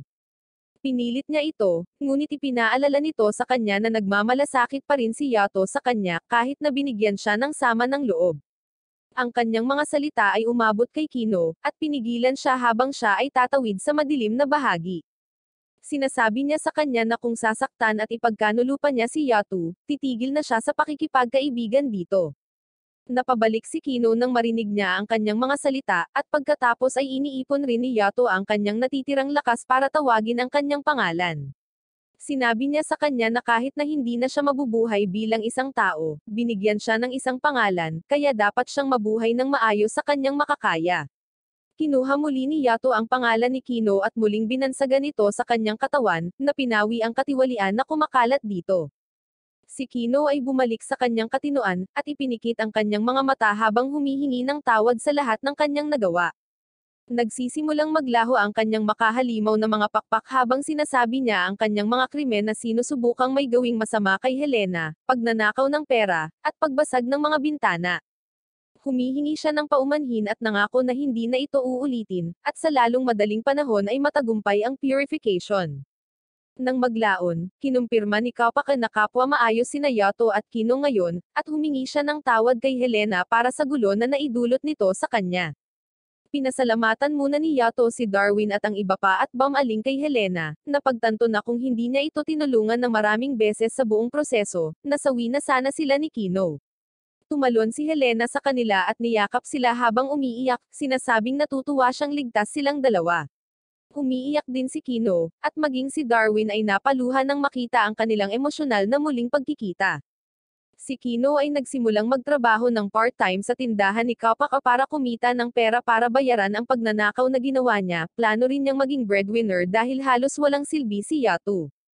Isang umaga, binisita siya ni Helena, at kinakabahang tinanong siya ni Kino kung maaari niyang ipahiram sa kanya ang mga ginamit niyang libro, at notebook para makapagpatuloy siya sa pag-aaral. Napaiyak si Helena nang marinig ito, at sumama sa kanya si Yato. Iniwan si Kino na napahiya habang umiiyak ang kanyang dalawang mapagmataas na kaibigan pagkatapos niyang bumalik sa tamang landas. Gayunpaman, ang kanilang kagalakan ay maikli dahil pumunta si Kapaka sa kanila, at hiniling kay Helena na bayaran ang pera para sa pagtulong sa kanya at kay Yato noon. Nagulat si Helena at tinanong si Kapaka kung magkano ang sinisingil niya sa bawat kahilingan, at lubos siyang nalungkot na gusto niya ng 10 milyon para sa pagligtas kay Yato ng 2 beses. Nakipagtawaran si Yato sa ngalan niya at sinabihan si Kapaka na 1,000,000 na lang, pero galit na galit si Helena na ibinabato niya lahat ng utang sa kanya habang hindi pa rin niya inaayos ang katawan niya, at ipinakita sa kanya ang ilang WWE moves na labis na nasaktan sa kanya. Si Yato at ang grupo ay pumunta kay Tinmo upang pasalamatan siya sa kanyang tulong noong isang araw. Pinagalitan siya ni Tinmo dahil hinayaan niyang lumala ng husto ang kanyang katiwalian, at sinagot ni Yato na sinadya niya ito para matuto ang kanyang mahusay na divine na sandata mula sa kanyang mga pagkakamali. Nagsimulang mag-away ang dalawang Diyos, habang inilayo ni Maylin sina Helena at Kino.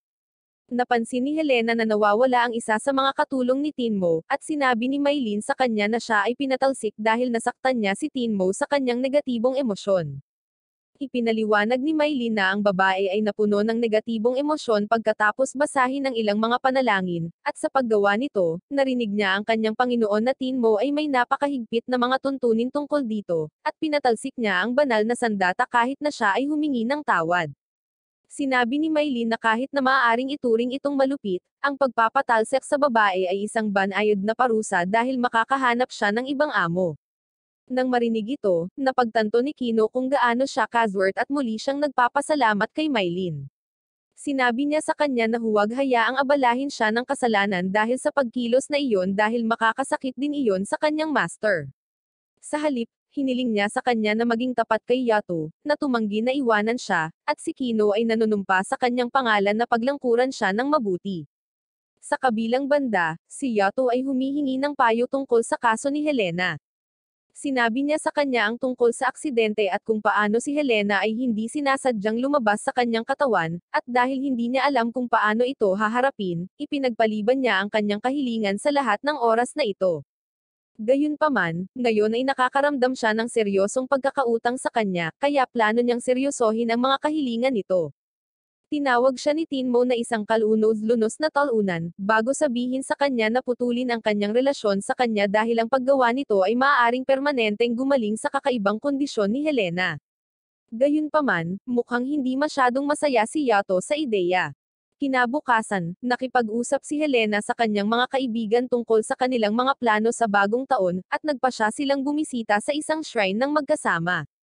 Ang kanyang mga kaibigan ay nag-uusap tungkol sa pagkuha ng mga pagpapala mula sa mga Diyos bago sabihin kay Helena ang ilang mga alingaw-ngaw tungkol sa isang bagong Diyos na ang pangalan ay mabilis na nakakuha ng traksayon. Sinasabi nila na ang sinumang nagdarasal sa Diyos na si Rambo na alisin ang isang tao sa kanilang buhay ay sinasagot ang kanyang mga panalangin ng walang kabiguan.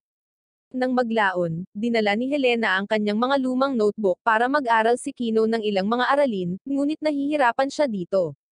Kinuha ni Yato ang kanyang notebook at gumuhit ng ilang magagandang sketch dito, bago ipagmalaki ang mga kasanayang nakuha niya sa mahabang panahon ng kanyang panunungkulan bilang isang Diyos.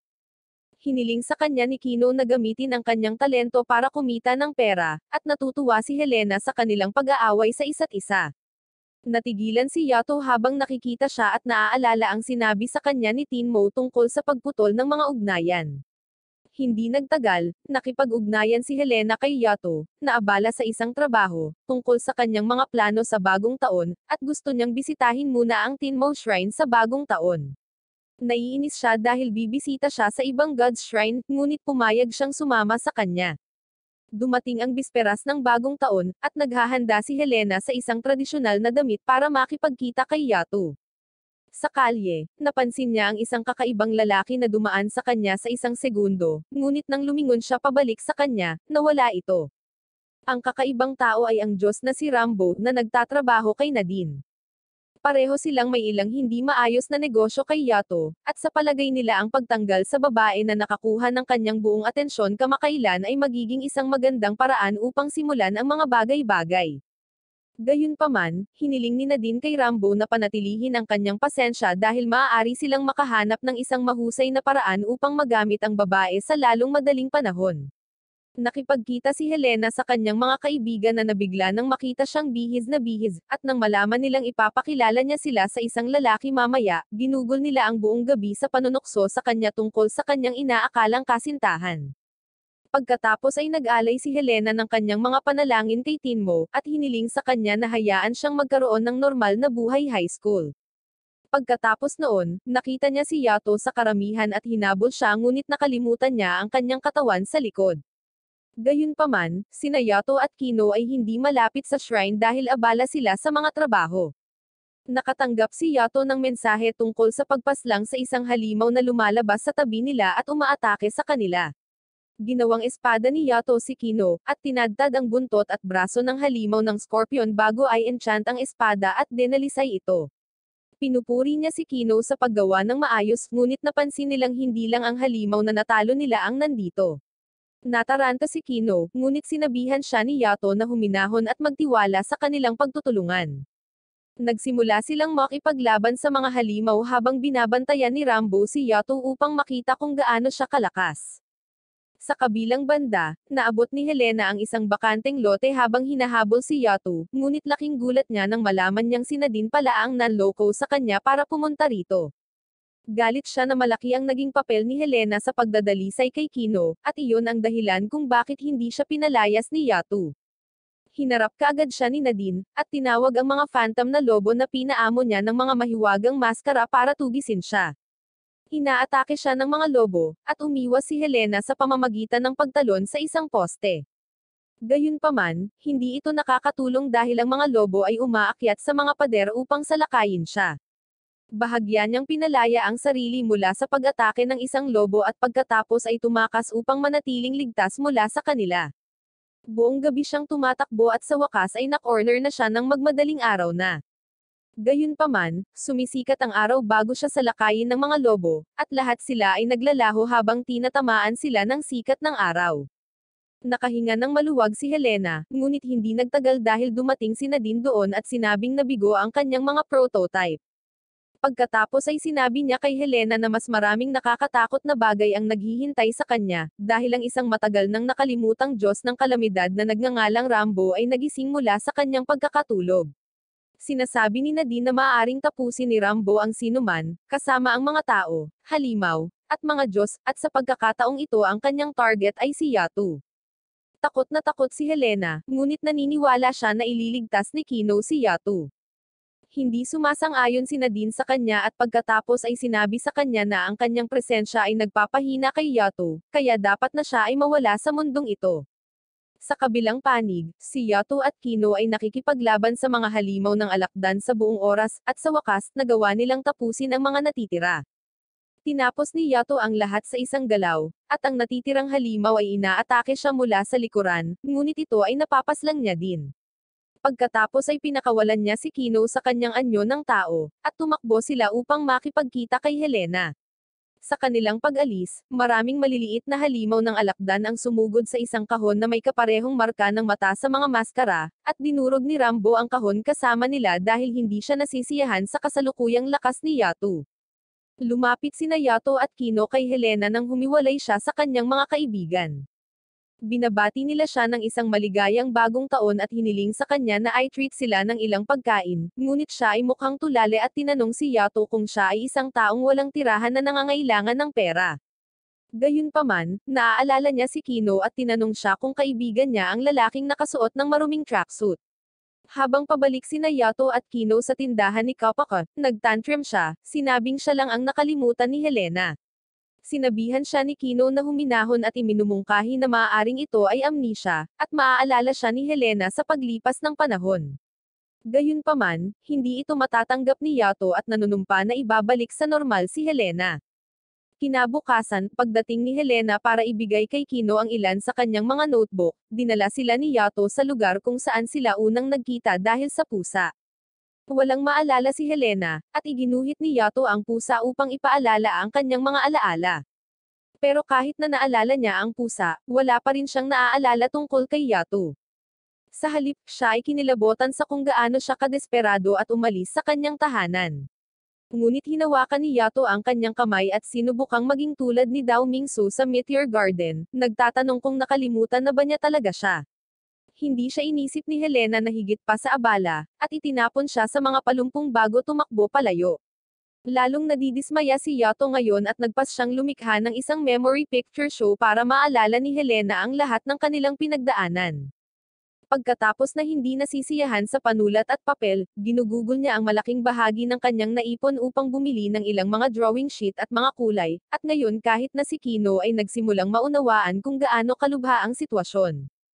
Sa sandaling iyon, nagpakita si Nadine sa harap nila, at napagtanto na siya ang may kasalanan sa likod ng pangyayaring ito. Ipinahayag ni Nadine na ninakaw niya ang mga alaala ni Helena sa kanya dahil hindi niya kailangan ang mga ito. Hawak niya ang bola na naglalaman ng mga alaalang inalis niya sa dalaga at tinutuya si Yato. Tinawag siyang kaawa-awang Diyos dahil kahit gaano pa karaming kahilingan ang kanyang natupad, walang nakakaalala sa kanyang pangalan. Sinabi niya sa kanya na bumalik sa kanyang tunay na sarili, ngunit natigilan si Kino sa kanyang hypnotization. Tinanong siya ni Yato kung ano ang gusto niya, at ipinakita ni Nadine ang isang pangalan na ibinigay sa kanya ng ibang Diyos. Nakilala ni Yato ang pangalan nang magpakita si Rambo sa eksena at tinawag si Nadine. Napabalikwa si Yato sa itsura niya dahil inaakalang nasawi na siya. Tinanong siya ni Kino tungkol sa taong may suot na kakaibang maskara, ngunit walang oras para doon habang inaatake sila ni Rambo, at ginawang espada ni Yato si Kino upang labanan siya. Itinulak ni Rambo si Yato pabalik saglit, ngunit pagkatapos ay naging aggressive si Yato at binigyan siya ng intensyon na pumaslang. Naglagay ng ilang distansya si Rambo sa kanilang mga sarili, at pagkatapos ay inatake ang lupa upang maglunsad ng isang tubo ng tubig. Kinokontrol niya ang tubig at inatake si Yato dito, na umiwas at humaharang sa mga jet stream bago tumakbo palayo. Sinundan siya ni Rambo, ngunit gumamit si Yato ng electric wire bilang tirador at sumugod sa kanya. Gayunpaman, pagkatapos niyang putulin siya, nalaman niyang isa lamang itong clone ng tubig, at inatake siya ng totoong Rambo mula sa itaas. Hinaranggan ni Yato ang kanyang pag-atake, ngunit pagkatapos ay sinabi sa kanya ni Rambo na hindi ito ang kanyang tunay na kapangyarihan, at hiniling sa kanya na alalahanin ang kanyang tunay na sarili. Ang kanyang mga salita ay nagsimulang magkaroon ng epekto kay Yato, ngunit nang malapit na siyang mawalan ng kontrol sa kanyang sarili, ginambala siya ni Kino. Nagagawa ni Yato na makalayo kay Rambo, ngunit hindi niya nagawang talunin siya at inatake lang siya ni Rambo. Tinitingnan niya ang kanyang espada at napagtanto na ito ay nasa masamang hugis, kaya hiniling niya kay Kino na bumalik sa kanyang anyo bilang tao upang maiwasan ang karagdagang pinsala. Nadismaya si Rambo sa kanya at tinawag din si Nadine pabalik. Aalis na sila, ngunit challenge ni Nadine si Yato na talunin si Rambo sa susunod kung gusto niyang makuha ang alaala ni Helena. Naglalaho sila ngunit nag-iiwan ng isang kakilakilabot na bagyo na nagdudulot ng ibang mga Diyos sa pagkilos. Bumalik si Kino sa kinaroroonan ni Kapaka para magpagamot, at nakita si Kasoma doon na pumunta para tanungin si Kapaka kung may kinalaman siya sa kamakailang bagyo. Sa kabilang banda, binisita ni Yato si Tinmo para malaman kung paano makakabalik si Rambo mula sa mga nasawi. Sinabi ni Tinmo sa kanyang mga kasamahang babae na si Rambo ay dating isang assassin, ngunit pagkatapos na itapon siya ng kanyang amo, siya ay naging isang Diyos ng kapahamakan. Nang magsimulang manalangin sa kanya ang marami sa kanyang mga kasamahang sundalo, tinupad niya ang mga kahilingan ng sino mang gustong pumaslang sa kanilang mga kaaway, at sa panahon ng digmaan, pinaslang niya ang mga tao, halimaw, at maging ang mga Diyos. Nakipaglaban siya sa tabi Yato, ngunit sa paglipas ng panahon, siya ay nakalimutan at itinuring na wala na. Nagtataka si Yato kung paano mabubuhay hanggang ngayon ang isang minor god na umaasa sa pagpaslang, ngunit higit pa riyan, gusto niyang ibalik ang mga alaala ni Helena. Sinabi sa kanya ni Tinmo na mas mabuting iwanan ang mga bagay-bagay dahil sa paggawa nito, gagamutan niya ang kakaibang kondisyon ni Helena. Nagpasya pa siyang tanggapin ang kanyang payo at maglakad pauwi ng may mabigat na puso.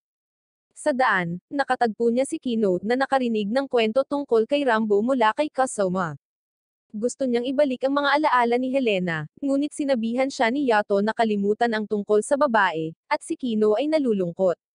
Nainis siya at bumalik sa kanyang silid kung saan nakita niya ang memory album na ginawa ni Yato, at sa tingin niya ay may pag-asa pa. Nakipag-ugnayan siya kay Helena, na nasa klase at nang makita ang isang caricature sa kanyang notebook, napagtanto niyang kilala niya talaga si Yato noon. Natanggap niya ang mensahe ni Kino at pinuntahan siya sa tabi ng ilog sa gabi. Ipinakita niya sa kanya ang picture book at binibigkas ang kwento ng mga gumagala na Diyos, sina Yato at Helena. Kahit matapos marinig ang buong kwento at makita ang mahinang pagguhit ni Kino sa kanilang pamumuhay na masayang magkasama sa huling pahina, hindi maalala ni Helena si Yato. Gayunpaman, hiniling pa rin niya kay Kino na ibigay sa kanya ang picture book dahil baka makatulong ito sa kanya na maalala siya. Ngunit wala ni isa sa kanila ang nakakaalam kung ano ang susunod na mangyayari. Sa panahon ng palabas sa larawan, nakatagpo ni Yato si Nadine, na nagpakita sa kanya na ang bola na naglalaman ng mga alaala ni Helena ay lumalala, at sa lalong madaling panahon ay makakalimutan niya ang lahat. Ito ay nagpapatunay na totoo dahil tulad ng pagkuha ni Helena sa libro ng larawan sa kanyang mga kamay, nakalimutan pa niya ang tungkol kay Kino at tinanong siya kung bakit niya binigay ang kanyang notebook sa kanya. Nadurog ang puso ni Kino at tumakbo palayo, at naramdaman ni Yato ang kanyang sakit.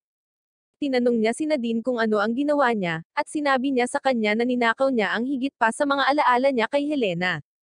Sinabi niya na kung hindi matatalo ni Yato si Rambo sa lalong madaling panahon, mawawala ang lahat ng alaala ni Helena at magiging isang walang alaala na tao. Nang maglaon, nakita ni Yato na umiiyak si Kino sa kanyang sarili dahil nakalimutan siya ni Helena, at sinabi niya sa kanya na babalikan nila ang kanilang mga alaala. Gayunpaman, siya ay nagdududa na si Kino ay maaaring masira sa panahon ng laban at siya ay maaaring maging isang asasin muli.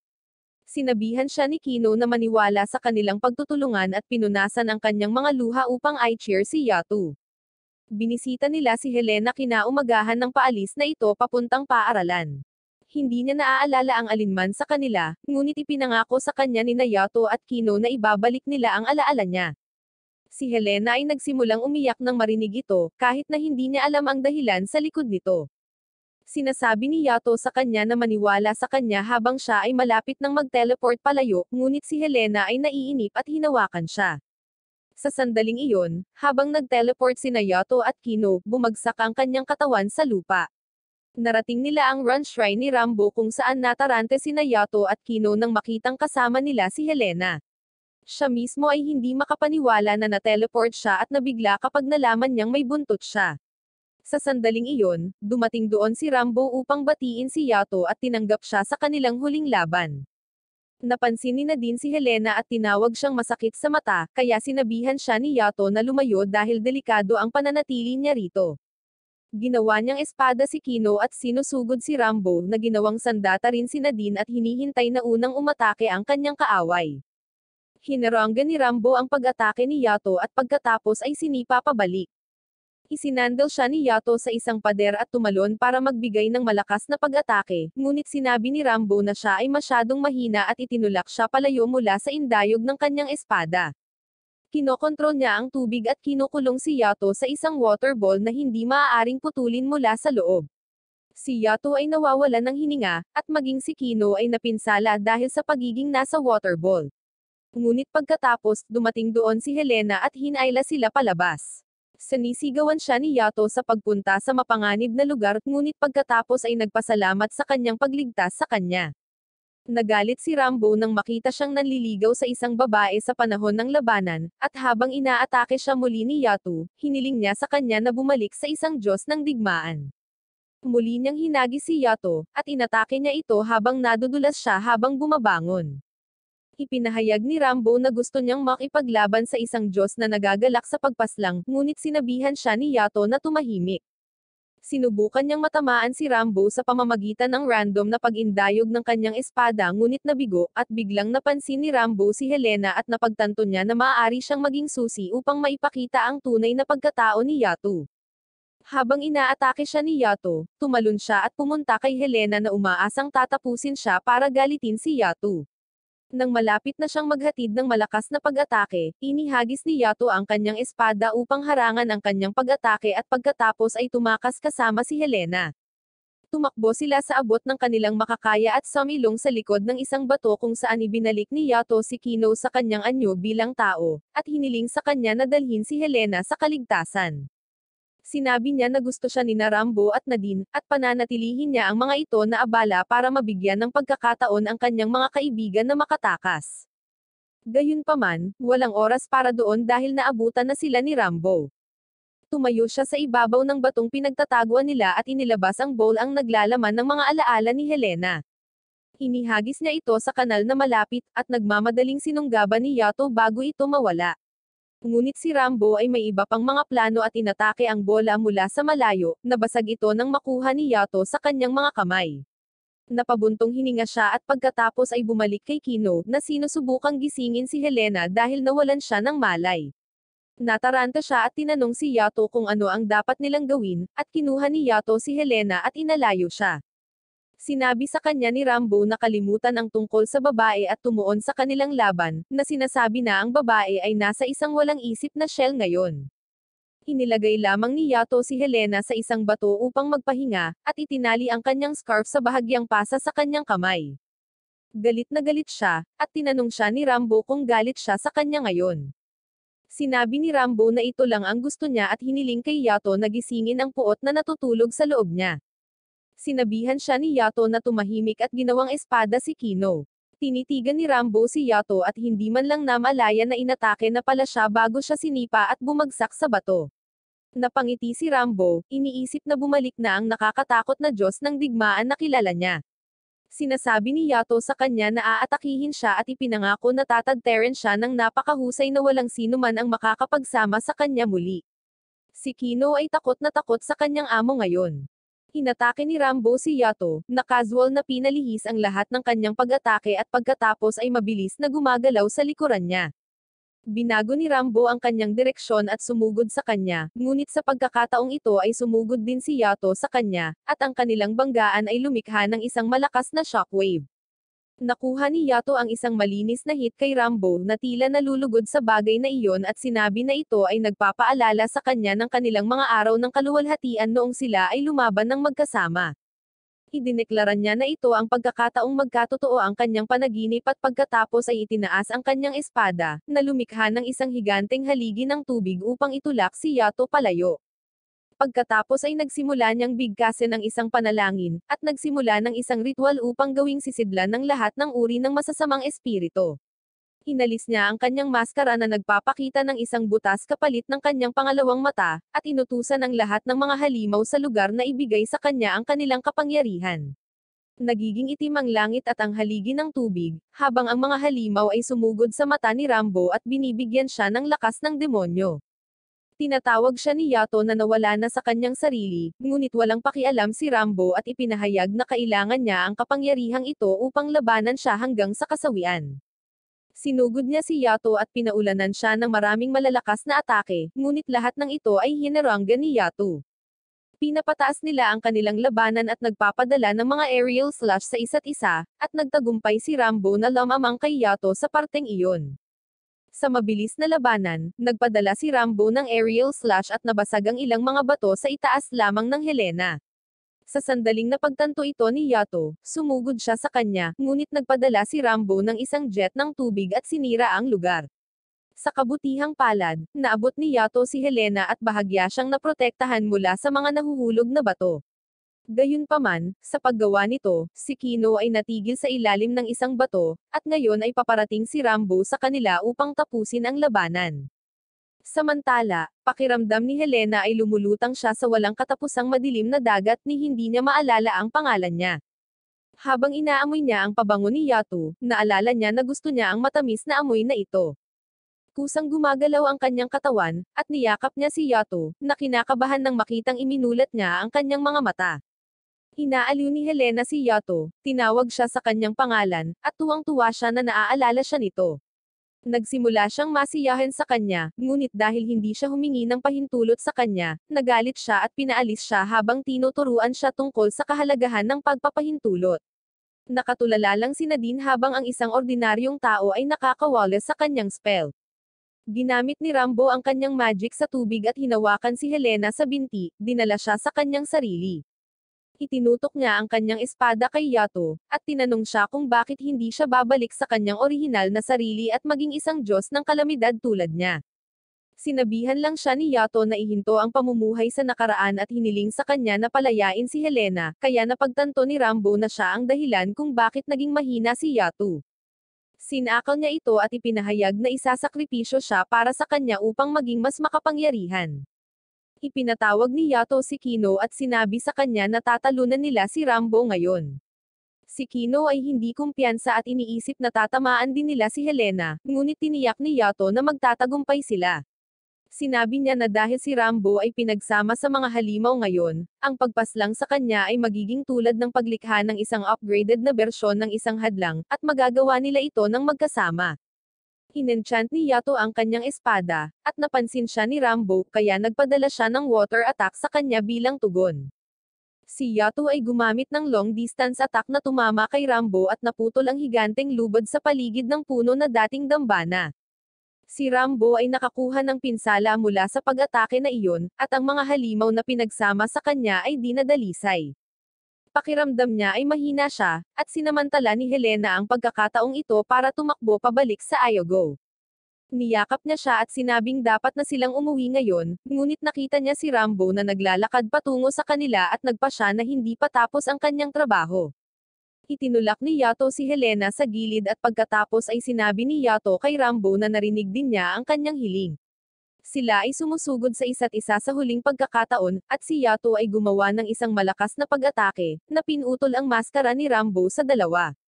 Habang siya ay bumagsak, ang kanyang mukha ay nagsimulang gumuho, at napagtanto niya na pinapanatili niyang buo ang kanyang sarili sa pamamagitan ng paggamit ng isang sumpa. Sinabi sa kanya ni Rambo na bilang isang Diyos ng kalamidad, alam niyang ang kanyang kapalaran ay kapuputan, katatakutan, at kakalimutan ng mga tao. Gayunpaman, gusto niyang mabuhay at sinubukang pahabain ang kanyang buhay gamit ang mga ipinagbabawal na pamamaraan. Gayunpaman, sa kanyang paggising pagkatapos ng 500 taon, natanto niya na ang mundong ito ay hindi para sa kanya at nagnanais ng kasawian. Nais niyang tapusin siya ng kapwa-Diyos ng kapahamakan dahil maiintindihan niya ito. Nagkawatak-watak si Rambo, sinabi kay Yato na siya ay kapareho niya at magkakaroon ng parehong kapalaran. Sinabi ni Yato sa kanyang nasawi na labi na hindi siya katulad niya, at pagkatapos ay naglakad siya pauwi kasama si Kino at Helena, na ngayon ay naaalala silang dalawa. Gustong malaman ni Kino kung paano niya ibinalik ang kanyang mga alaala, at namumula si Helena habang sinusubukan niyang itago ang katotohanan dahil iyon sa matamis na amoy ni Yato. Gayunpaman, nagpa siya si Yato na maging totoo sa kanya at seryosong sinabi sa kanya, na ito ay ang pinakamahusay na bagay para sa kanya na putulin ang kanyang relasyon sa kanila dahil pagkatapos ay maaari siyang mabuhay tulad ng isang normal na tao. Si Helena ay hindi nag-alinlangan kahit saglit, at tumanggi na putulin ang kanyang relasyon kay Yato or Kino. Bumalik sila sa lugar ni Kapaka, na nakaramdam ng labis na kagalakan nang malaman na bumalik sa normal si Helena. Iniisip ni Yato na ito ay isang panaginip lamang na ayaw niyang maputol ang relasyon sa kanya, ngunit sinagot ni Helena na gusto niyang manatili sa kanya habang buhay. Itinuturing ito ng lahat bilang pagtatapat ng pag-ibig, at maging si Yato ay namumula nang marinig ito. Iniunat niya ang kanyang kamay kay Helena, sinasabi sa kanya na tutuparin niya ang kanyang hiling para magkatuluyan sila sa halagang 5 sentimos. Nakangiti si Helena habang binibigyan siya ng 5 sentimos na barya, at sinabi ni Yato sa kanya na marinig ng malakas at malinaw ang kanyang kahilingan, sa pag-asang mananatiling magkakaugnay ang kanilang kapalaran magpakailanman.